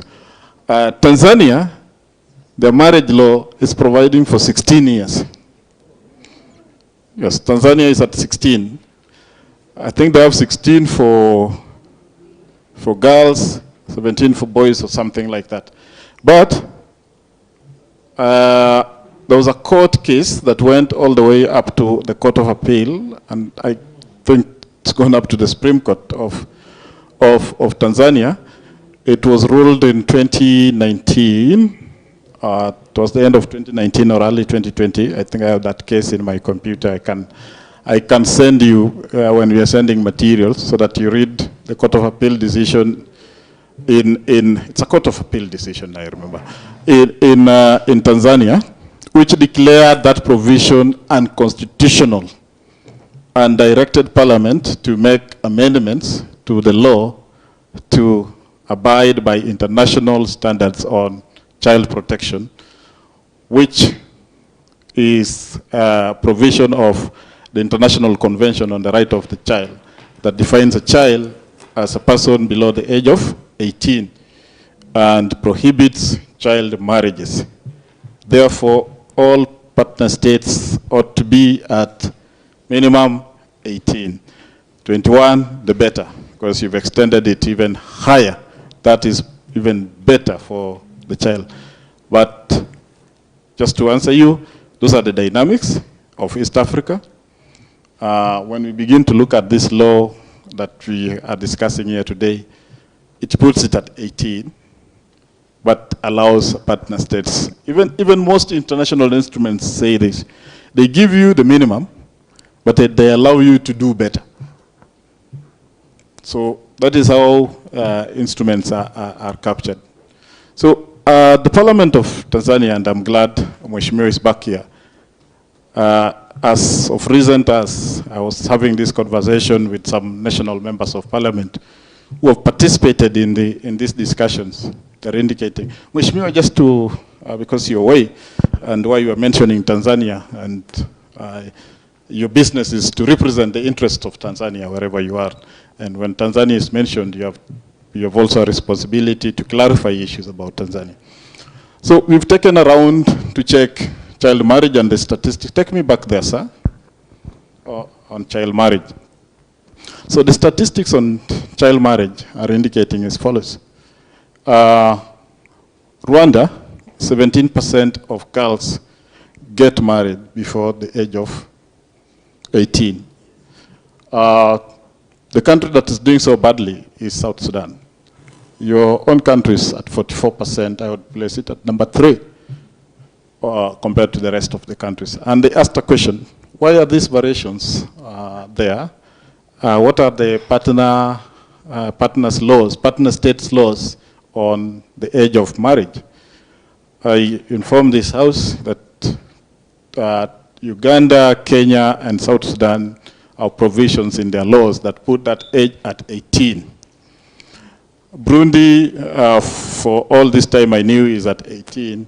Mheshimiwa has clarified it's 18 for girls, 21 for boys. Rwanda is at 21 for all. Tanzania, up to recently, before the declaration of your marriage law by the Court of Appeal as unconstitutional, was providing 16. Was there a difference? Is it 16 for boys or 16 for girls or 16 for all? So that is the position in Tanzania. But then with the conversations with national members of Parliament, I think in July, they said Parliament has not made steps as directed by that court to amend that law to accord with the standards of the International Convention on the Rights of the Child, which places that at 18, which the court told the Parliament, go amend, please. So is that the position? Has that amendment commenced, if you're aware? Thank you very much. You know, I've been part of the stakeholders. You know, we follow stakeholders to listen in this draft bill. And from what we gathered in URT, the United Republic of Tanzania, is that we have varying communities living in different environments. You have communities that we have to respect them. I'll give you an example. We have a tribe called the Hadzabe.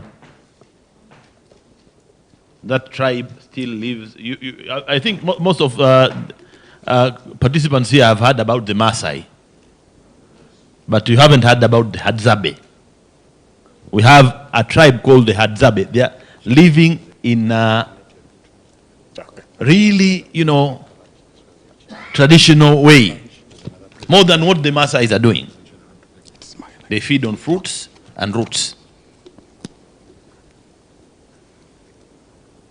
The government and other stakeholders have tried to do education, to conduct education and try to, but they still are preferring to live in their way and style. They have been doing so, and they really do not want to get to this modern living. Even the way they put the dress, they don't put on a shirt or a skirt or a trouser. Yeah. Now, those are communities, they have their rights. And you cannot expect a person from such a community or a lady in such a community or even a man to reach 18. So that person waits until 18 clocks and then gets married. No. Those in that community and that kind of an environment, they get married early. And it's natural. And we cannot now subject a universal law or impose a law that is universal, saying that there's one standard of one size fits all. And that is one. The other environment which we had was where you find this is a rural community, and they have rural livelihoods, and the child is not being told that that child should not go to school, but that child, when that child reaches 15, 16, after primary, the child decides, or the parents, it's a social or community arrangement, this one goes into cattle, to look after cattle, into economic productivity. And that particular kind of an environment now, that child starts engaging into economic value-added activities. Now, if that child engaging in economic value-added activities, what should that child do? Should that child, if that person is required to get married, or should wait until 18? Because you're talking about real life situations and examples. A person at the age of 16, not attending school, performing an economic value-added activity, should get married or should just wait until 18? Because that is the universal. And this universal are things which came later. These communities have been existing from time immemorial. So the issue is, we had a discussion earlier and about an issue of a child going back to school after being pregnant. And that one I pointed out that there's no specific restriction of a child going back to school. But for this particular issue, it varies, and it also varies in terms of when it comes to issues of religion as well. Thank you, Mheshimiwa. So just a minute. So when you're looking at these things, you have to look at the sensitivities of the people that are being represented, and that's why I think the Parliament, it was a very hot issue in Parliament, and that's why it did not come into a conclusion. Thank you. So, and I think now, just a minute. I think if we want to try to define a child or a marriage age to be either 18 or 21 in the East African law, that particular law, I can assure you that it would not be assented by the United Republic of Tanzania. That's what I gathered from the ground. Thank you very much, Mheshimiwa. I hope you represent that community that you talked about. And you do. I'm an East African, and I represent East Africans. All of them, including us seated here. There's only one problem. Everything you've said is so beautiful. I mean, that's the reality in the communities we live in, and those are the things that legislations are trying to address. And one of the major issues that, as we put in legislations and policies, is to address the issue of exclusion and perpetuating marginalization. A perfect example of how you can marginalize a community is to allow them to remain in the same state forever. When the world is moving, in fact, not even the world, when a section of your own country is moving, there is a particular one that has been branded that this is how they live. That community forever will remain that way. That's the only challenge. That's the only problem with that position. The right position is that we're progressing. So do we need to have everybody progress? Or do we need to leave you with your culture until Jesus comes back? So that's the problem with that position. I would like to move forward, but you've not spoken. Just maybe 30 seconds.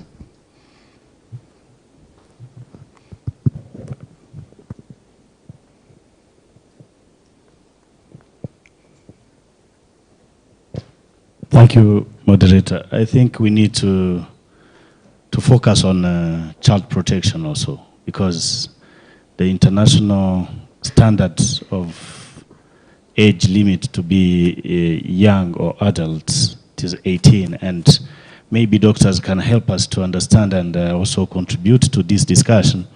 I think we are here to contribute. Sure. And we are not taking decision, but we are making consultations. Sure. Look at other diseases related, like fistula. Fistula, young girl can attract the fistula as a consequences of getting married at early age. Yes, I understand. There is a culture, but also government is there to protect all citizens. If they can decide this law can be maybe child 18, I think we need to follow and also to increase awareness among those communities. We can't left behind that population also. So I think we need to rethink and also contribute with the evidence-based so that we can progress. Thank you. Thank you so much. Okay, in the interest of time, I think I would want to just run through one final and then two more slides, then we move to the bill. So we're just painting out how East Africa is looking like and comparing our countries and why we need to have one common standard, harmonized regional law that will help us move forward. There's a lot of rise in infertility among the populations, resulting to many of them seeking assisted reproductive technologies. You've heard about surrogacy happening, where people are assisted to carry the baby. You produce the egg, and then it's carried by, it's fertilized and carried by a carrier. And then earlier on I mentioned issues of reproductive cancers being on the rise, especially cervical cancers and prostate cancer. I'm informed that these things are preventable, so that's why we need frameworks that can help us to deal with that. There are also issues for people aged above 50 years. I've left slides that are talking about statistics on HIV. I think the conversation on HIV has gone on for long. When we share these materials, you'll be able to see comparisons on HIV. I just want to show you, I wish Dr. Kagaba was here, because Dr. Kagaba has been part of the East Africa SRHR managers discussion. On that slide, there is one that is yellow, yellow, yellow. That one. Just go right down to, okay, just a second. This, and then I'll tell you to run. Now, Honorable Chair, with your permission now, I just want to give a quick pointer on some of the considerations as we discuss why we need this bill. I think my presentation was combined with buy-in and also the state, and both of them inform the discourse on this bill today. You know, we are on the rise as a globe, and we've committed to SDGs as a globe right now, the Sustainable Development Goals that took over from the MDGs, the Millennium Development Goals, and there's 17 of them. And 2 of them, okay, majority of them, but 2 strongly rotate around issues of health, that's number 3, and number 5 on gender issues. And they're very important and they inform our discourse as we move forward. For us to be part of this global movement of leaving no one behind, and as we move towards 2020, 2030. And yeah, I mentioned issues on those SDGs, specifically 3, 5. I'm very passionate about those ones. So if you could run me through those slides and just, I'll tell you which one. I know you guys are familiar with SDGs. I'm not going to talk about them each by one. Let's go down, down, down, sir. Go down, go down, go down, go down, go down. There. All right. Now, I think I need a medical doctor for interpreting this. Dr. Kagaba has been part of the East Africa SRHR discussions, and East Africa has this scorecard for measuring our achievements on key indicators of SRHR issues and maternal health and child well-being issues. We have a maternal mortality, we have a mortality ratio, we have a under 5 mortality, under 5 stunting, antenatal care visits, which is recommended as 4. Certain doctor, again in South Sudan, told me that this has now been revised to 8 minimum, 8 visits, antenatal visits. So we used to do 4. This is from 2019 or 2020, the new 8. 2020 and beyond. Okay, I'll check when that was revised. I'll get that figure. But now you're required to do 8 as opposed to 4. I'll shortly show you how we are faring on as a country in terms of percentages of individuals who are accessing those services. And what else? Let me pick another indicator that we can talk about. Adolescent pregnancy rate, facility delivery rate. That is whether women are delivering in facilities or at home. You know, still in East Africa, the places where people have never gone to an hospital. A mother has gotten 5 or 10 children, but none of them has ever been delivered in a facility. And the dangers of delivering out of the facility are all known. So, let's see. Where you see green marked against a country, know that that particular country has achieved that indicator. This is a scorecard for 2020.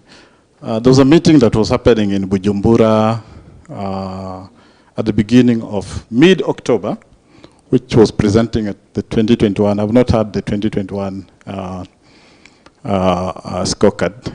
So I'm showing you this one, which was a 2020. So we pray that we've made progress on these indicators across the particular countries. But just to give you a picture on what we're dealing with, if you look at, which country are you interested in? Do you want to see how you're faring on Rwanda? Rwanda is number 3 on that list. They're not ranked in any particular order, but for each indicator, if you want to see how you're doing, just go down the column, and that's how you compare against the other countries.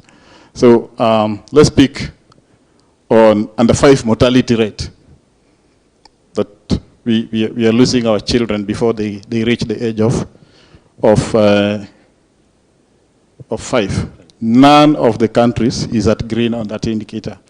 But that some that are on yellow, that means that their average, they've made considerable progress. So let's see where Rwanda is. At 45, actually it was a drop in the last score, so I hope in the 2021 there'll be an improvement on Rwanda on that. Let me see an indicator where Rwanda is doing green. Rwanda is doing very well on maternal mortality ratio. You're doing very well on contraceptive prevalence rate, so women are able to access contraceptives. Antenatal care, HIV, positive women receiving ARVs. That is one indicator where majority of the countries are doing okay, except South Sudan. It's only South Sudan that is on the red on that indicator. You can see 5 countries are on the green. Yeah, all the other countries are on the green on that indicator. Let me see another one where we are doing so badly. Okay. Antenatal care visits. When we are doing 4, only Tanzania achieved the target. The rest of the countries are all on the red, including the beautiful dear Rwanda. On the red. So it means that women are not accessing antenatal care. 4 visits. They're not managing to make the 4 visits. Now that figure has been taken to 8. What is going to happen? I think they should just remain at 4. If we cannot make 4, why take them to 8? Okay, so basically that is it. We can, you can share, we shall share this. Yes, sir? Yeah, I was going to say that these 4 visits, the ideal one is to have each visit, at least the first visit in the first trimester. So you realize that maybe the lady has come for 4 antenatal care visits. Yes. But most of those are either in the second or the third trimester. So this one, I know when you look at DHS, we have at least higher numbers, but the challenge is, having all those 4 visits, across all the 3 trimester. Yeah. Oh, okay. All right, but these are from the Ministry of Health through Dr. Katende's office in ESC that aggregates the scorecard for each country. And they met. I was just peeping through Zoom to listen to them. They were in Bujumbura last month, around 12th, 13th of October. So take me to one more slide there. I think you can jump up this one. Let's take me to the next again. Yeah, so these are the major issues that we are dealing with. That is the reason why we want to legislate. So we have issues around maternity, maternal mortality, under 5, adolescent health, pregnancies, and pregnancy indicators. Let's go. Down, down, down. Yeah, we still have very many vulnerable groups in our populations of around HIV, GBV. So that's why we are legislating in this law. We have various those marginalized groups, orphans, migrants, adolescents, children, elderly people, malnourished people, prisoners, among others, including refugees that we still have, that are growing in our population, people with disability, those who use drugs, among many more, so that we need to legislate and facilitate by policy on how they access services. Next. Yeah, again, I mentioned earlier that we are part of a larger globe that is committed to various international and regional instruments. I have a whole presentation on the regional instruments that we are committed to that you can have a look at. And that's why we need to be responsible and accountable for what we commit. We spend a lot of money indicating, committing to those processes. Take me next. Okay. Yeah, And we've seen the low pace of adoption of those instruments are also technologies that are supposed to drive access to services. Especially when you're talking about in this bill, the most technological outstanding thing that has been put there is the assisted reproductive technologies for people to be able to get children. Many countries are moving towards e-health. I don't know how Rwanda is doing on that, where you're home, you access service and your drugs can be delivered, all those things, facilitated by technology. And we are lagging behind as East Africa in most of those things. And then we've talked about violence against women, girls, and children, and other vulnerable groups that we need to facilitate to achieve full potential. You're also having poor investment in health. I think we need to do an analysis, and I'm sure from Dr. Katende's office we can get statistics on how we invest in the health sector across the partner states. What percentage of our budgets goes to health, for example? And then we're talking about a lot of inequalities and inequities across the region. Some communities or some parts of our societies are growing, others are not. And there are very many barriers towards access to services. And we talked already about the issue of technology. I'm not going to talk about this one. So I think not even this one. So we are just supposed to, for the bill, I'll come back to it. So I think that's where we are. As far as the state of SRHR is in East Africa, how we're faring, the key thing I wanted you to pick from here is that Rwanda is not an island. We are operating as a region. And right now we are talking about 6 countries. So let's look at ourselves as an economic bloc, a region, and see how each one of those states comes to a certain level for the sake of all East African community members. And I hope you were able to see that there are very many variations and differences among partner states. And if you look at specific health indicators and SRHR indicators, we are not doing very well. We are doing badly across all of them. We could be just one here, one there, but then we are doing so badly across all those indicators. So what do we need? How do we move from that state? That's why we are talking about having a legislation that's regional, that is going to give responsibility on partner states to facilitate adoption or improvement of these services.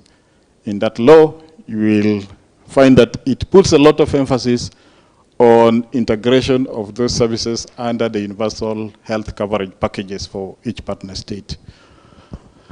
I have not checked how Rwanda is doing as far as universal health coverage is concerned. What I have is just a rumor that you guys are doing extremely well. Everybody is accessing health. Nobody dies on the road. So all is good. Could that be correct? So that we borrow from you. Thank you very much. I have another presentation later to make. The problem is that I think they're following each other. And I'm a very boring man, and I'm sure you're going to get bored even more. Apologies. Thank you, Chair. I take it back to you so that we see how we move on the next part of the program. Thank you all. Thank you for listening. Thank you very much, Nicola, for the good presentation, which is giving us an overview on how this sexual reproductive health is now coming out in the region. But that's why we need this law, this bill, because we need an harmonized view on how we are now helping our youth, helping our people to go for these health and reproductive, sexual and reproductive health matters. Because as we see, we need really to emphasize and we need to move forward because there are some gaps we need to fill to do better for our citizens.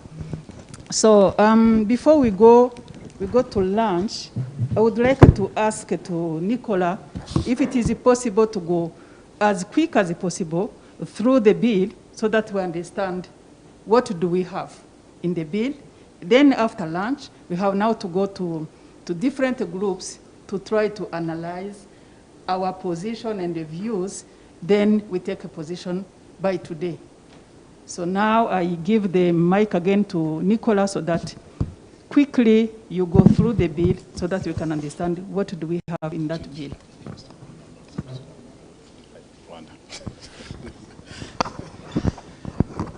Thank you, Chair. All right. You guys have been seated for long. Can I just ask you to stand a bit?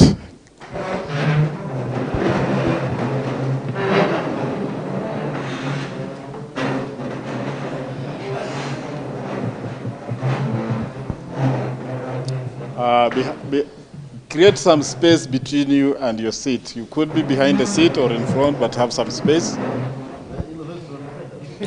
Some space. Okay. All right. Whom do I begin with? Let me pick somebody. Madam, you look like you're a good dancer. And sorry for picking on you, but don't worry. So, give me your best move to some best, your favorite music. Just a move.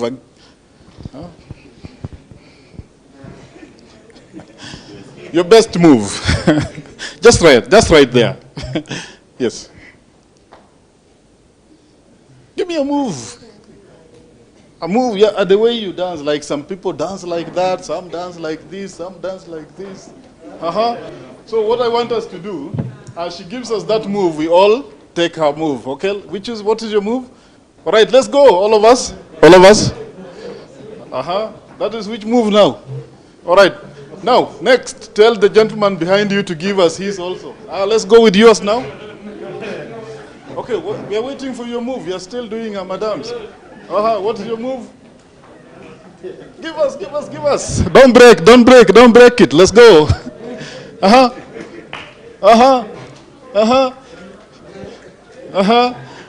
All right, pass it. Don't break when you get. Okay. Okay, give us your sir.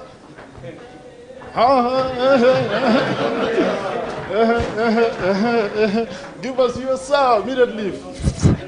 Okay, that's praise. Nice. Madam, we are at you. Okay, give us a move. Let's do that again. Anachukua. Wow. All right. Let's go, sir. That's also another way of praise. Okay. Nice. Good. Mheshimiwa, you're doing the wrong one. Or that is the one you want to give us. All right, we are at you, Mheshimiwa. Give us yours. All right, thank you. My brother, Mheshimiwa, again there. The legs. All right, Mheshimiwa from Burundi. Like that. Okay. No, we remain there. Okay, Mheshimiwa from Tanzania. Okay. Thank you very much. You can now be seated. Clap for yourselves.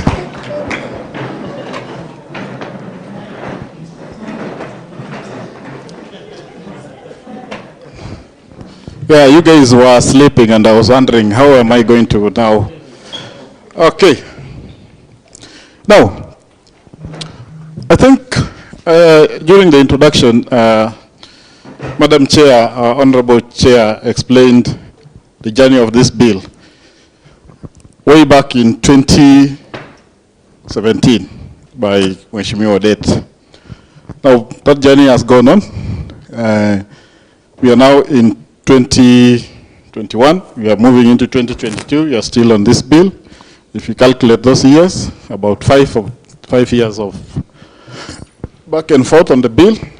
What we're dealing with is a redrafted bill, and Mheshimiwa pointed it is been introduced as a private member bill by Honorable Kennedy Mukulia from the Republic of South Sudan. The initial bill was titled SRHR, Sexual, Reproductive and Health and Rights Bill. This one does not have the R as part of the title. It took a lot of discussion among stakeholders and the drafting team to agree on how to capture that.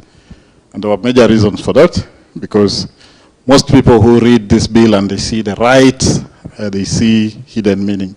So they read with some hidden, extra lens to see what could be hidden. So in the drafting, that was taken care of. The bill in total has about 29 clauses. I'm not going to read each one of them. This bill, I'm sure, was sent to you when the invitation was sent out. Dr. Kakaba was organizing the printout so that you can have it physically as you go into the groups. For this session, I'm just going to run you through that bill. I've picked a number of clauses just to highlight. Majority of them that are deemed controversial, but not so much, some of them. So I'll begin by just highlighting the objects of this bill. It includes the following. The bill attempts to protect, facilitate the fulfillment of the life course of sexual and reproductive health and rights of all persons.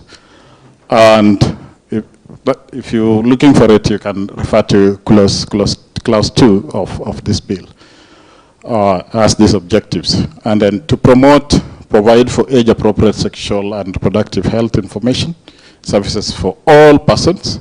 So if you have anything that you would want to point out, just put it in writing, note it down.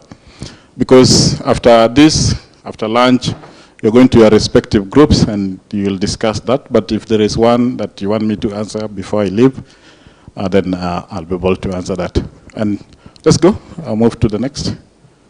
Just come back up again, just a little up. Where we were? The previous slide. Previous slide, the last one here. Yeah. I was talking about, we talked about all the life course of a person, right? From what the life course from conception to the time you depart the universe. That is what the bill is talking about. And then it also seeks to promote and provide age-appropriate sexual and reproductive health information and services for all persons, including adolescents and young people, as part of the universal health coverage in each partner state. I think I mentioned this, and I forgot to check. I made a joke about it, but I'll need to find out the status of universal health coverage in Rwanda as a country. I know majority of the other countries are trying. Kenya piloted with four counties. I think the pilot phase was ending last year. I'm not aware whether that is going to be funded and expanded to other parts. So I'll check with you just shortly. Let's go, sir, forward now. And now it also aims to facilitate and promote the prevention of newborn, child mortality, all those indicators. You remember the scorecard? Most of them are here, maternal mortality and morbidity from preventable causes. And you understand that some of these things are just because we don't have the services to, otherwise they're preventable. And then the bill seeks to facilitate and promote reduction and elimination of unsafe abortions. You saw the statistics. I have statistics on HIV that I didn't make a presentation on. Sexual transmitted infections, early and unintended pregnancies. We looked at those numbers. And then to prohibit and facilitate the elimination of harmful practices from the community. refer to clause 2 if you're looking at those things. So take me to the next. Now, at this point, I'll deviate from looking at the clauses. I'll just give you the salient features. What you'll see at the first glance when you see this bill. So the bill, first of all, it recognizes and is framed in, on the basis of existing regional and international SRHR structures or instruments, the various of them. And majority of the partner states have signed up to these instruments. One key one that is of concern is the Maputo Protocol. East African partner states have all ratified that protocol except 2. If I had stopped us by just saying all the East Africa partner states have ratified, I wish I would have put a full stop there.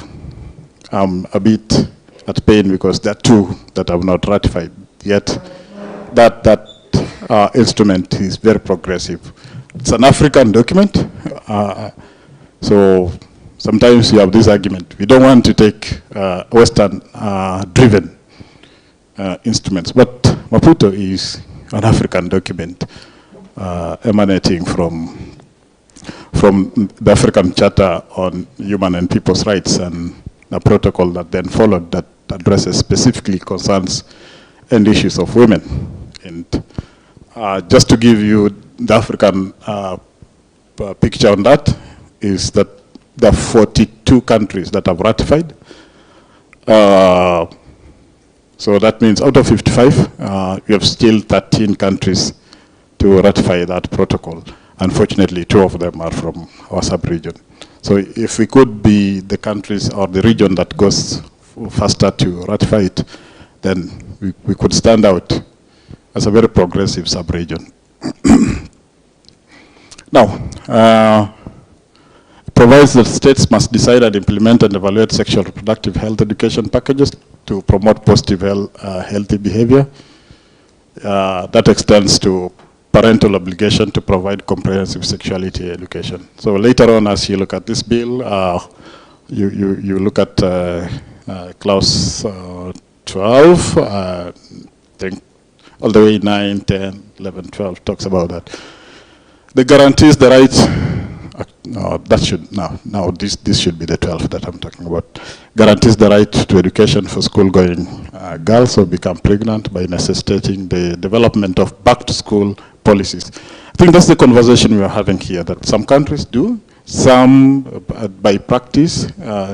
I'm glad somebody from the Ministry of Education, are you from the Ministry of Education, ma'am? You said so? That you're trying to make laws, provision in your legislations to facilitate this back-to-school policy. All right, let's go ahead. It also provides access to contraceptives. If you look at clause 18 of that bill, you'll be able to see those provisions. Around the same clause, you will find issues of access to maternal and newborn and child health services, including skilled care delivery. And then guarantees the right to terminate pregnancy. If you look at clause 16 of that bill, you'll be able to see how it talks about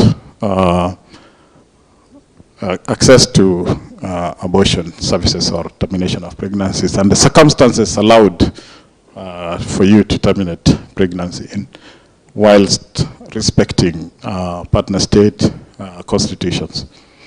It also obliges partner states to design and implement programs to address the SRHR needs of adolescents. I think that's covered under clause 18 as well as 19. Shall come back to those specific clauses as we start to discuss this bill. So it also underscores the need to protect persons with special needs, including persons with disability, prohibits sexual exploitation of children, and obliges states to put in place policies and measures to support victims of sexual abuse and exploitation. From 22 all the way to 26, you'll find provisions talking about that, including the next one about harmful practices. All of them are provided for, and including implementing programs for rehabilitation of victims of FGM and other harmful practices. Let's move. Yeah.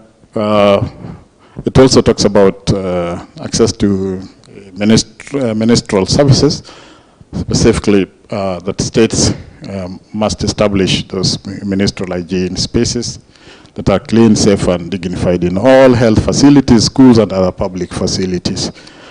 I hear Rwanda is doing very well on that aspect. I confessed here, this is my first time being in Rwanda, so majority of the things I talk about Rwanda are from reading or from hearing from people.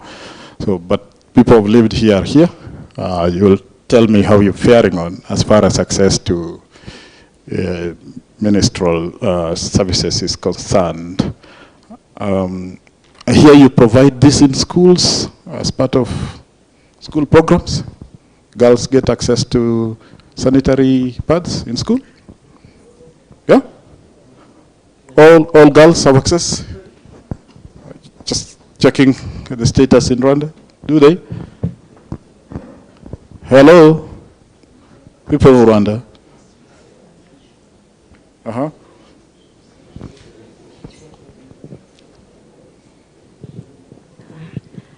In our schools, we have what we call the girls' room, where the government is supporting by providing hygiene facilities, including sanitary pads, but they are used at the school when a girl experiences the menstrual period at the school. Okay. Yeah, that's what we call progress. And I wish all the East African countries could learn from you. Unfortunately, this doesn't happen across the partner states. We still have lots of those disparities where girls have to drop out of school during that period, miss school for a number of days, then they come back. Some of them drop out completely because of shame. You see, once your classmates have seen you soiling or rather spoiling your clothes while in school, so that kind of shame makes you not come back to school. And this bill tries to give obligation on the states to be able to provide that. And they can learn from Rwanda. I think this is home, this is East Africa. And if one partner state is already making such progress, what is stopping the rest? I think there's a problem somewhere, right?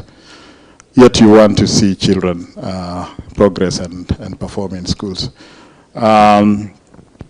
Somebody, I don't want to give you that demonstration, but a certain lady was demonstrating how they get into the toilet, the normal one that is not private and enabled. So they remove the other one and put it here, struggle to put the other one, and then they have nowhere to throw this. So what they do, squeeze under the bra or somewhere, then or in the pocket. Sometimes in the entire environment, there's nowhere to throw it. If they have a handbag, squeeze it in the handbag, travel all the way back home. You're using public transport, you have that thing in your bag, your mind is not settled, then until you get home, you find somewhere. When you get home, because we live in the cities again, some people, there's nowhere to throw it. So what you do when you get space, just throw it in the open, and that's the kind of reality in East Africa. So the bill is trying to look at those things. Let's go. Okay, let's look at now the provisions, and I'm going to, let me check what the time is. All right, I think I'll need an extension, seek permission from the chair to, do we eat into lunch for about 20 minutes and then break for lunch, then break into the groups? Because if I continue, the remaining slides will require about 20 minutes. Or we go for lunch, come back and pick from there.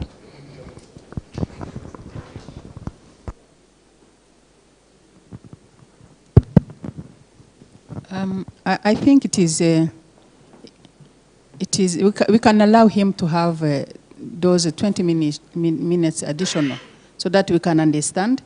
After lunch, we go straight to the working group, knowing really what we have to do with those two or both presentations. Is it allowed? Thank you so much. Okay, thank you, Chair, and thank you for getting permission. Now, I'll try to be faster now. If you go to clause 6 of the bill, it requires partner states to integrate sexual and reproductive health services in the universal health coverage packages of each partner state. And I've hammered this more than enough times. I think I'm not going to repeat that. But you'll find that those services include, okay, the members consulting loudly. It includes voluntary testing, prevention and treatment of HIV, prevention, screening and treatment of sexually transmitted infections, prevention and screening and treatment of reproductive cancers, including cervical, breast cancer, testicular and prostate cancer, family planning and contraceptive services, prenatal and delivery, postnatal care, including emergency obstetrics and newborn care and nutritional services for women during pregnancy, and also while breastfeeding. Exclusive breastfeeding for six months. Yeah, in some places women don't breastfeed for 6 months. You deliver today, next day you're 2 weeks after, you are in the farm because there's no support, and then you end up the child, you have to give the child, to wean the child quite early, before 6 months. Recommended nutrition support, growth, access to early child education for toddlers, and protection from physical and social and sexual abuse. So if you look at that clause, you'll find all those services, and what that clause calls upon the states to do is to integrate it in the universal health coverage programs or packages. So that SRHR becomes part and parcel of UHC. Let's move forward. Yeah, bit on comprehensive sexuality education. If you look at clause 7, it speaks about comprehensive sexuality education. It requires every partner state to provide and include in the curriculum scientifically based, age, gender and culturally appropriate sexuality education for health and well-being of adolescents and young people. This is usually a very controversial discussion, and for many reasons, some related to culture, religion, and just some misinformation or misunderstanding. And some of you who work in this sector know that comprehensive sexuality education takes many shapes in different countries. Some call it life skills, some call it comprehensive sexuality education. I don't know, many other names that it's being referred to by. So, but what the bill says, it has to be scientifically, scientific-based, age-appropriate, gender and culturally appropriate. So it has to be designed respecting those particular considerations. And then I think I'm not going to run through the whole provision. I'll just pick clause 8, which says that the process of developing the sexuality education should be collaborative. And there's a reason why I was picking clause 8, because of the nature, the command by that provision, that the process has to be collaborative, inclusive, involve education institutions, let me go slowly now here, youth, teachers, elderly persons, parents, guardians, health professionals, the private sector, civil society, community, cultural, religious, and faith-based organizations and leaders. So as the program on CSC or comprehensive sexuality education is put in place, all those actors have to be involved. That's a command from that law. So that those issues about comprehensive sexuality education can then be addressed. Yeah, 12, I think I talked about this earlier, about going back to school. That is what that law provides. So it says that a girl who gets pregnant before completing education should be given the opportunity with appropriate facilities during pregnancy and within a reasonable period after delivery to continue with their education. All right? So, yeah, and you guys made commentary on that. We discussed that extensively here and compared how partner state laws or policies are currently looking like as far as this return to school policies are concerned. Okay, let's go next. Yeah, I want to look at clause 16, then come back to the material up there. I'm looking at bullet 1, 2, 3, 4, number 5, bullet number 5, that the bill under clause 16 provides that a person may terminate a pregnancy if, in the opinion of a health professional, there is need for emergency treatment, the pregnancy endangers the mental and physical health of or life of the woman. In the case of sexual assault, rape, incest, or as may be permitted by the law of a partner state. This is one of the most controversial provisions in this law. And there are very many positions on it. And some religiously informed, some culturally informed, some not informed at all. Now, the position of the partner state constitutions on this subject, and provided their demonstration of 2 partner state constitutions.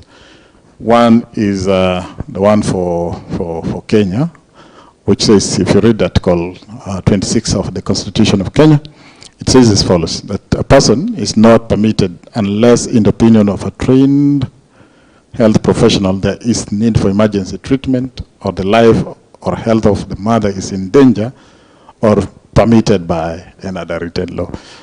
That other bit on other written law in Kenya does not exist that permits abortion. So the status is that it is as is in that provision, in the opinion of a health professional. Same case, if you look at Uganda, no person has the right to terminate the life of an unborn child, except as may be authorized by law. So you see the similarity between those provisions.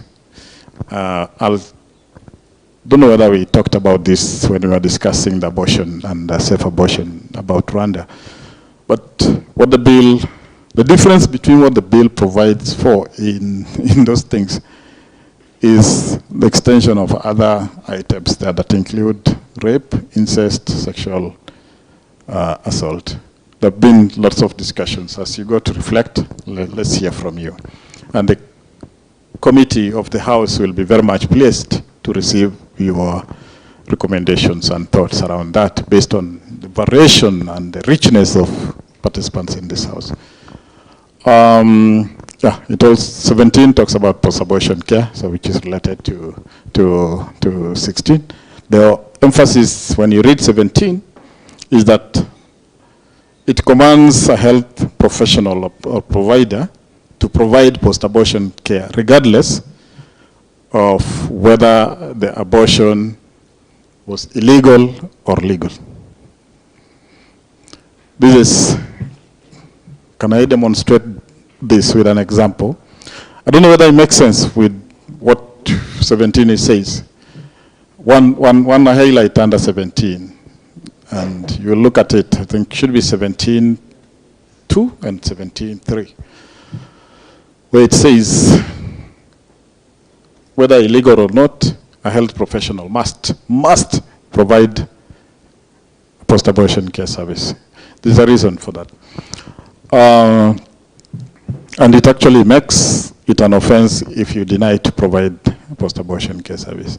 Post-abortion care service happens once the abortion has occurred, yeah? So here is somebody, a girl or a woman who has procured unsafe abortion somewhere and has come to you as a doctor, I need service. Will you turn them away? Because it is abortion that they've done. This law says no, you have no room to turn that person away. You treat the person, then the law will deal with that person in accordance with its provisions. Same case, if for example right now, you know mob justice, where somebody has maybe committed an offense, say theft, and they're running in the streets, and people catch that person, and they beat that person, and they beat that person, and the police show up. Now what the police will do, they'll get the fellow. Because the fellow has been injured already, they'll not leave that person there saying, after all, you're a thief. We're not going to take you for treatment. They'll take the fellow for treatment. In most cases, even while in hospital, you'll find them chained. Yeah? They'll be in handcuffs even in hospital. Now when they heal, what is their next step? To court. So the same case, if a woman has procured an illegal abortion and has come to the hospital, the doctor has an obligation, give treatment, let the law deal with the fellow after that. Otherwise, if you refuse, you commit an offense. Run me through, sir.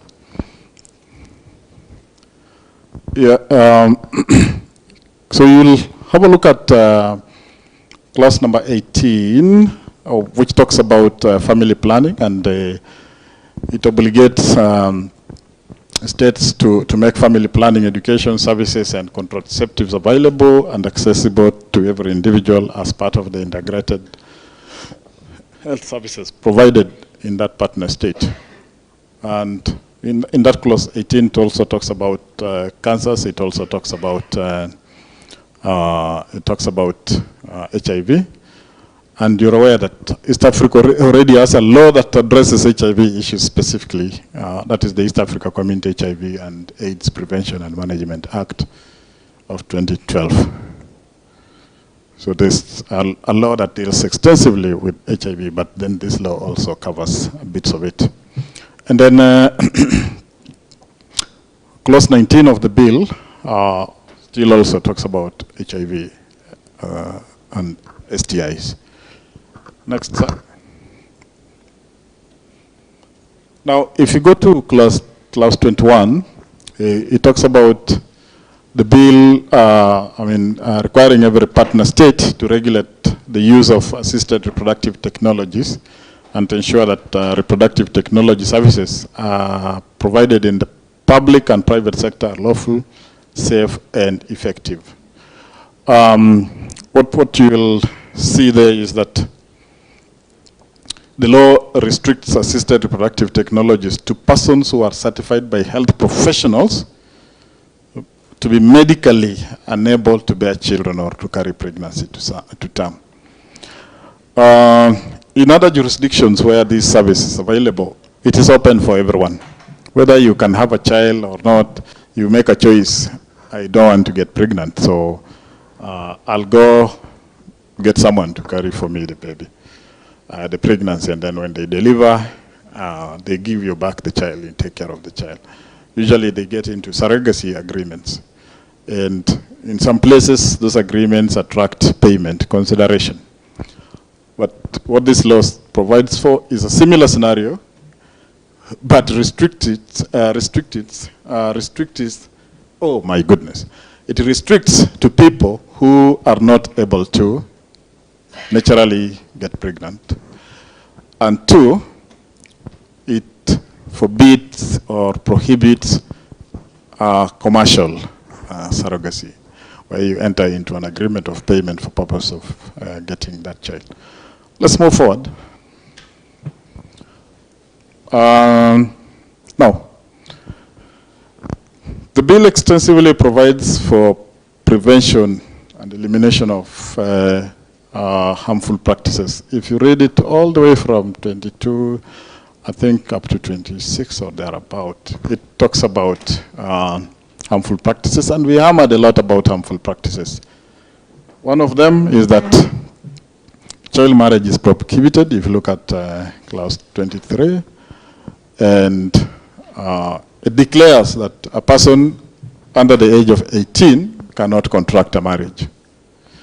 And it also further declares that neither guardian nor a parent or any other person can consent to a marriage of a person who is below 18.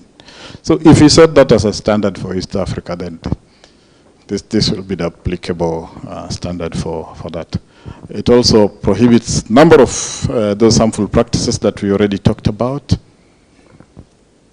Solemnizing, conducting, or presiding over betrothal of a child, forcing or coercing a child to enter into a child marriage or betrothal, an initiation rite that requires an adolescent or young person to engage in sexual activity or perform sexual activity as part of or immediately after the ritual, any cultural or traditional practice that is harmful to the health of a child, woman, adolescent, or young person, sexual exploitation or abuse of a child, person by a teacher, parent, guardian, or any person having parental responsibility over that child.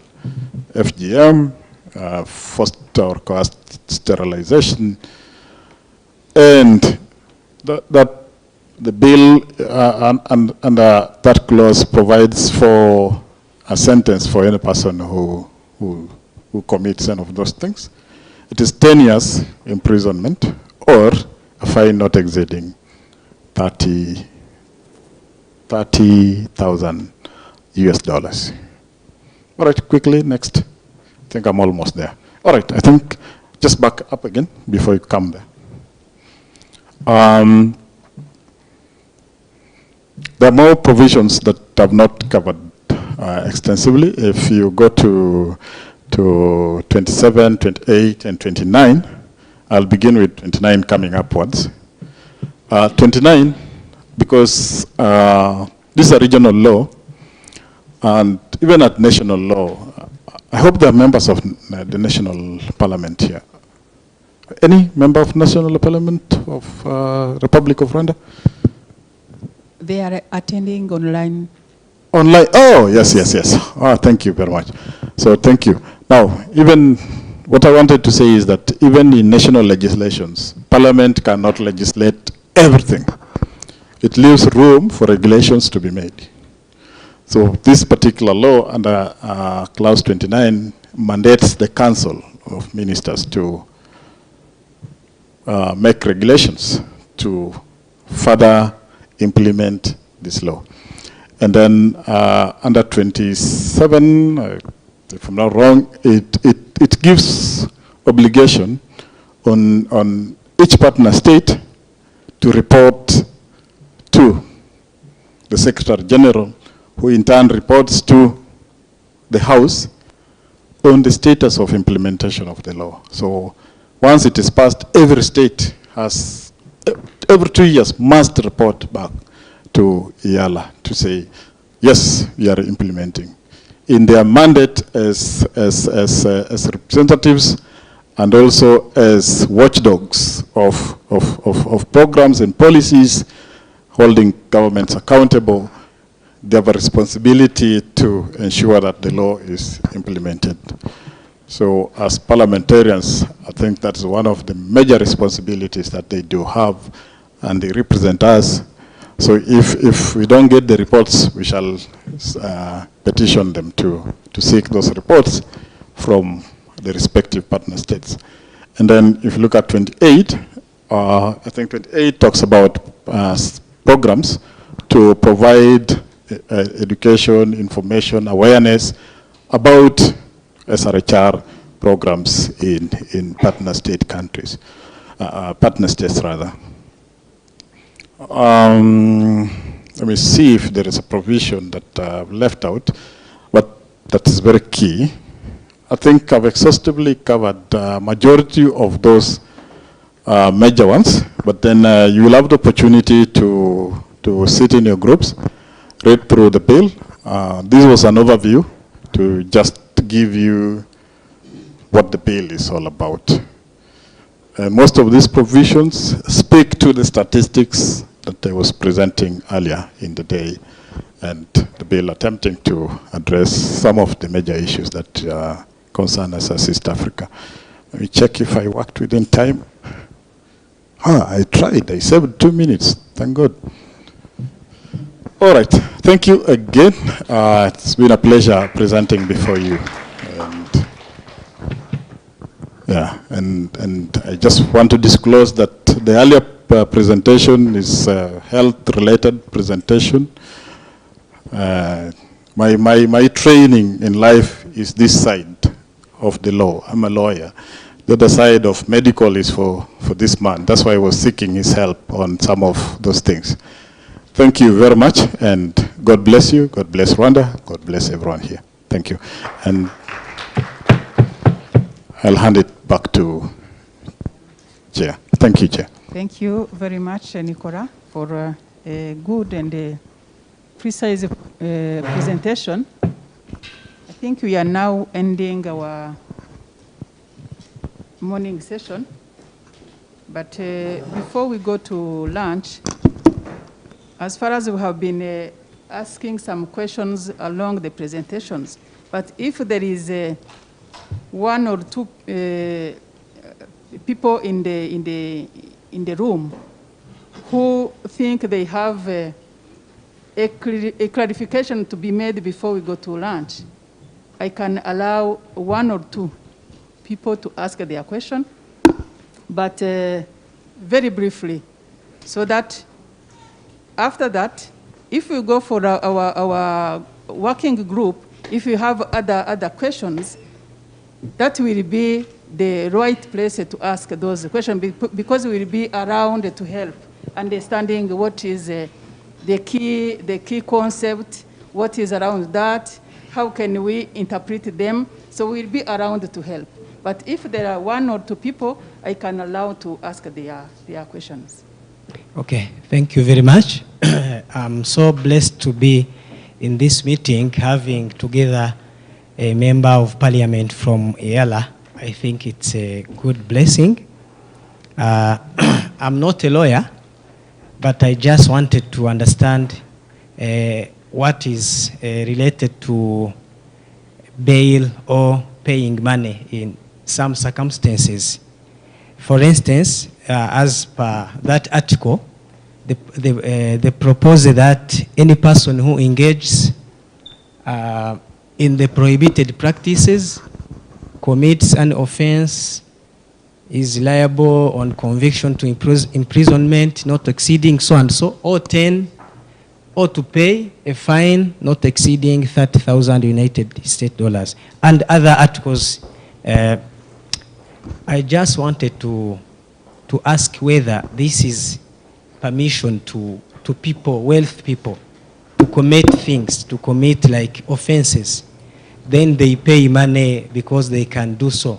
As parliamentarians, is this to consider only wealthy people to be allowed to do things and pay money just why like this article and others which are like this one? I know it is there in various articles, but I just wanted to understand. Thank you very much. Thank you. My name is Mbembe Aaron Clevis and work with Health Development Initiative. I would like first of all to congratulate drivers of this bill. I think it is really a very interesting move in the region to have this. But still, I do have some concerns regarding the section 4, where they are trying to define grounds for discrimination. Reading this, I don't see innovation in relation to the Constitution of Rwanda and constitutions maybe in the other partner states, because we have these grounds on sex, on identity, but I don't see things related, for instance, to sexual orientation coming clearly, gender identity coming clearly, the time we know we have people who are struggling in the region. You all know many cases. So having this provision passing the way it is for me, I think we shall leave out the whole LGBT community without the possibility to claim their human rights. I think this would have been an opportunity to insert at least those words to give them grounds to claim their rights. My second question is related to the criminal character of the failure to provide post-abortion care. I think this bill is courageous enough to provide the sanction of fine. We have here 2,000 USD. But I would like to know, I see this as a limitation.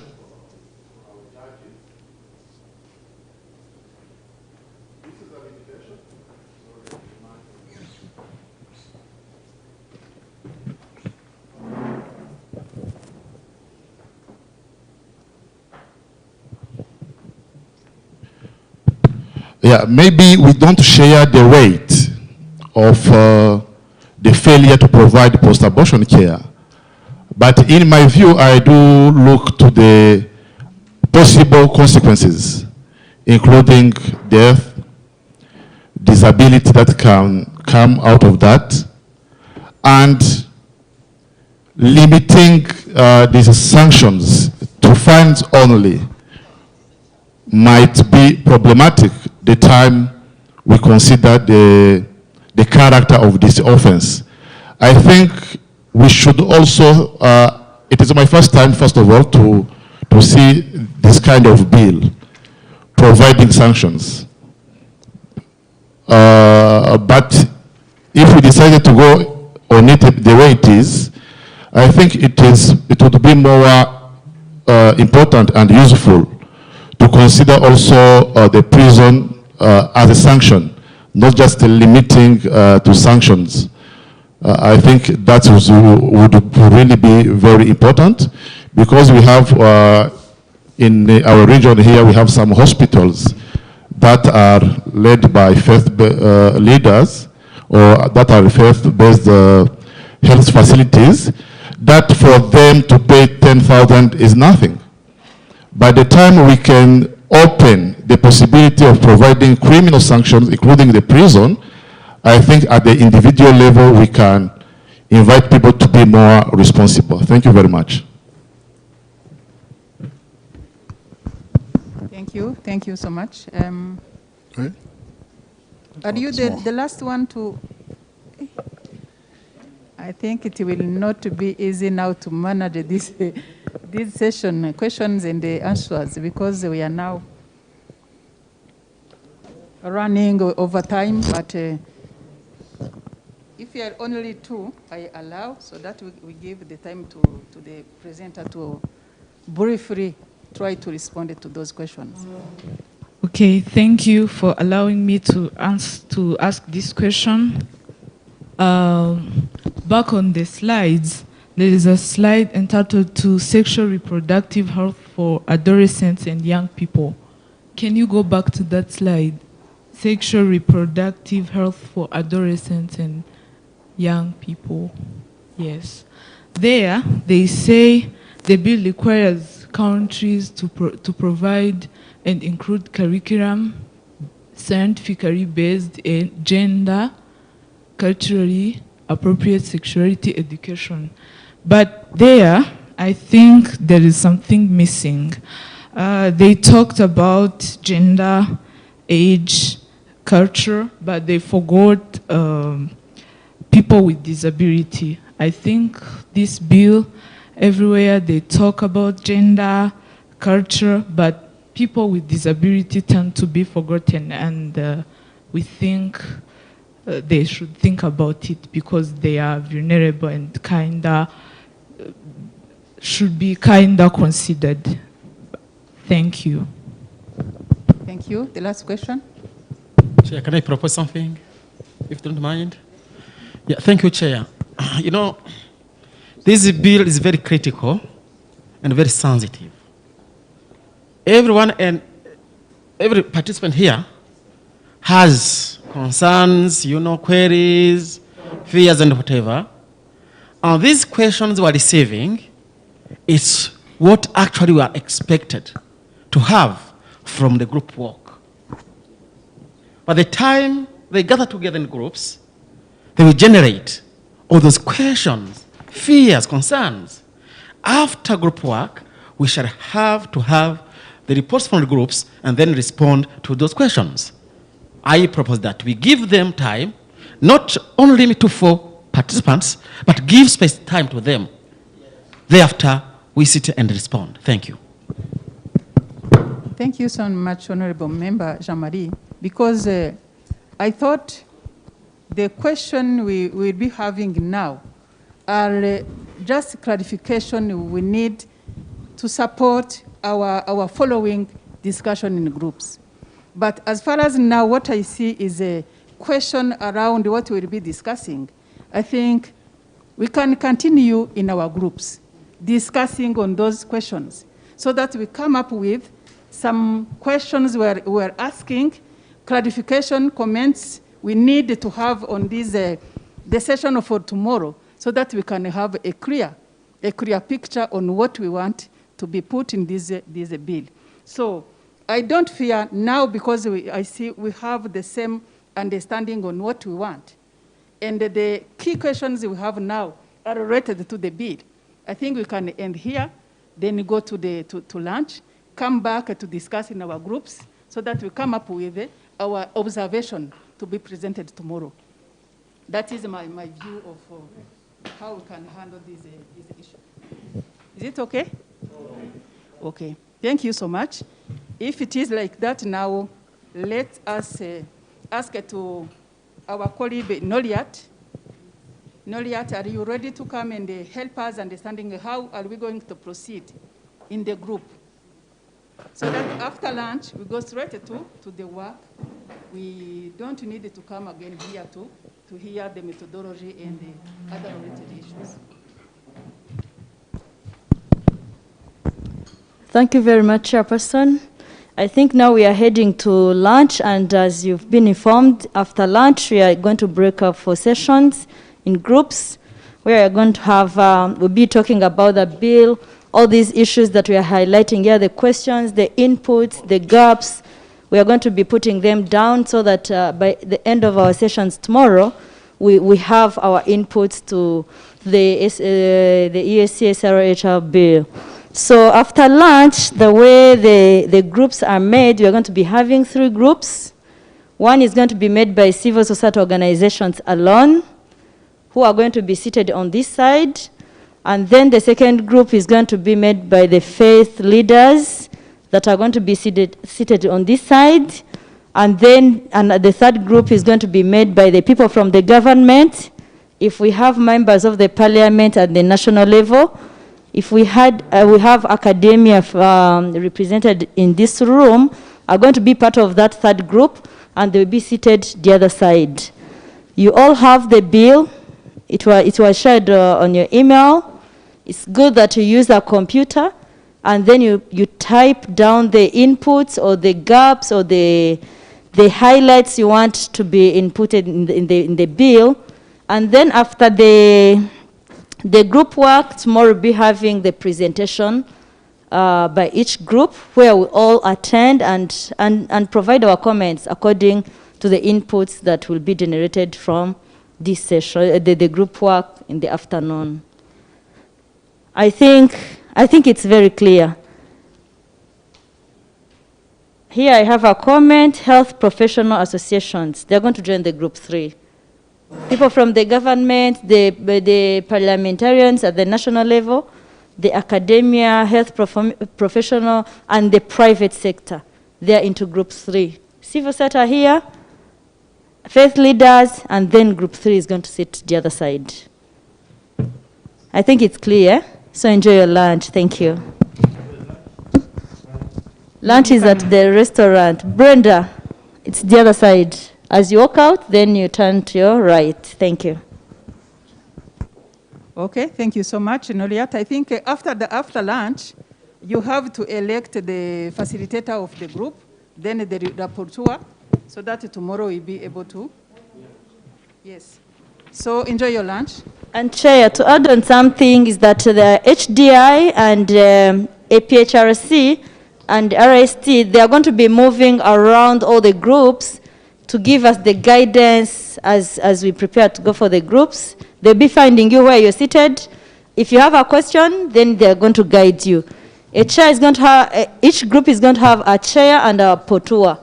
You're going to organize within your group, and you put their chair and a rapporteur, because these people are going to be guiding you through the groups, and the rapporteur is the one who's going to present to us tomorrow. Noriat, help us to know at which time do we have to come back? No, after lunch, not honorable, not tomorrow. We are going to have, we are now at 1, and then lunch is going to be, now we are 1:30, the lunch is just 1 hour. We are back at 2:30. Thank you. Until when are we? It's at 2:30.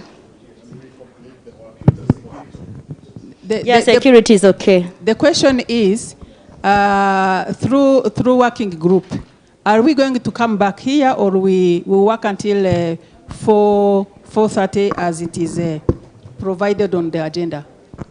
So if we come back from lunch at 2:30, all the groups are going to sit where they're supposed to be, as we mentioned.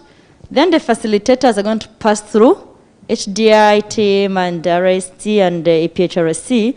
They give you guidance. If you have a question, then your questions are going to be answered from there, like in terms of guidance, so that you can go into the bill and start providing inputs. Then at around 4:30, we are going to have a way forward and hear from HDI and from the chairperson on the way forward. So no one is allowed to leave the room before we hear from HDI and the chairperson. Thank you.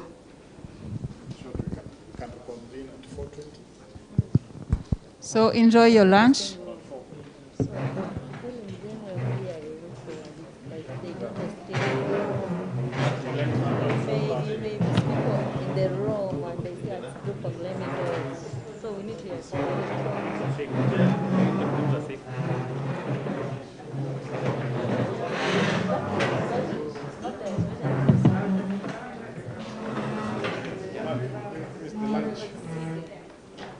Down.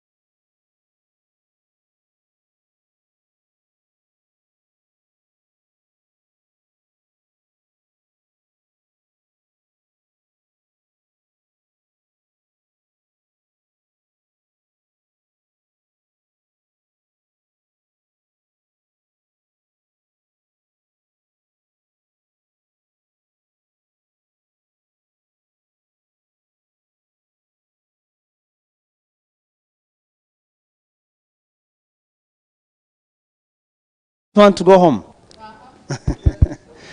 So, thank you so much. We are trying to be cautious so that we don't miss you tomorrow. We need you to come back tomorrow energized and ready to go into deep discussions of every provision. So we want to end the day by now. I know debates are still ongoing. We would like to request you to keep time because we won't have any delays in the morning. Everyone is tested. And we arrive here by 8:30. And we have a 1 hour additional discussion. So that by 9:30, we go into the plenary and have our conversations. Is that okay? Yes. I hope I'm not dictating. So thank you so much for making time. Honorable Francine and the other honorables who are not here, we are looking forward to further discussions tomorrow morning. So, dear colleagues, government institutions, civil society, professional associations, let's keep time tomorrow. Because this bill, we should do it justice. You are invited here not by accident. It's because of your work, what is expected from your different assignments. As you saw, we picked people who should be involved in this. So I assume that the views we are bringing, whether you keep discussing at home, whether you engage your family, your friends, this is the bill for everyone. So I'm saying that the conversations end now in this room, but I'm hoping that conversations will continue beyond this room. So that tomorrow when we are discussing, we are not expressing personal opinions, but we are putting ourselves in the shoes of everyone who could potentially benefit from a bill like this one. As you've seen, it's a bill for adolescents, it's a bill for us, it's a bill for the elderly, it's a bill for women and girls, it's a bill for men. If you saw, there's a section that is focusing on men, SRHR, which we don't usually focus on. So I'm asking you that as you're giving your views tomorrow, as you're reading this bill, you try to expand your reach and know that whatever you're suggesting, you're trying to put your shoes you're trying to put yourself in everyone's shoes. We are interested in an inclusive ES, sexual and reproductive health bill. We should think about those who are vulnerable, those who are not in this room, probably who are never on any table, but whatever we decide may end up having some impact on how they enjoy their right to sexual and reproductive health. Thank you so much. I wish you a very good evening and see you tomorrow at 8:30.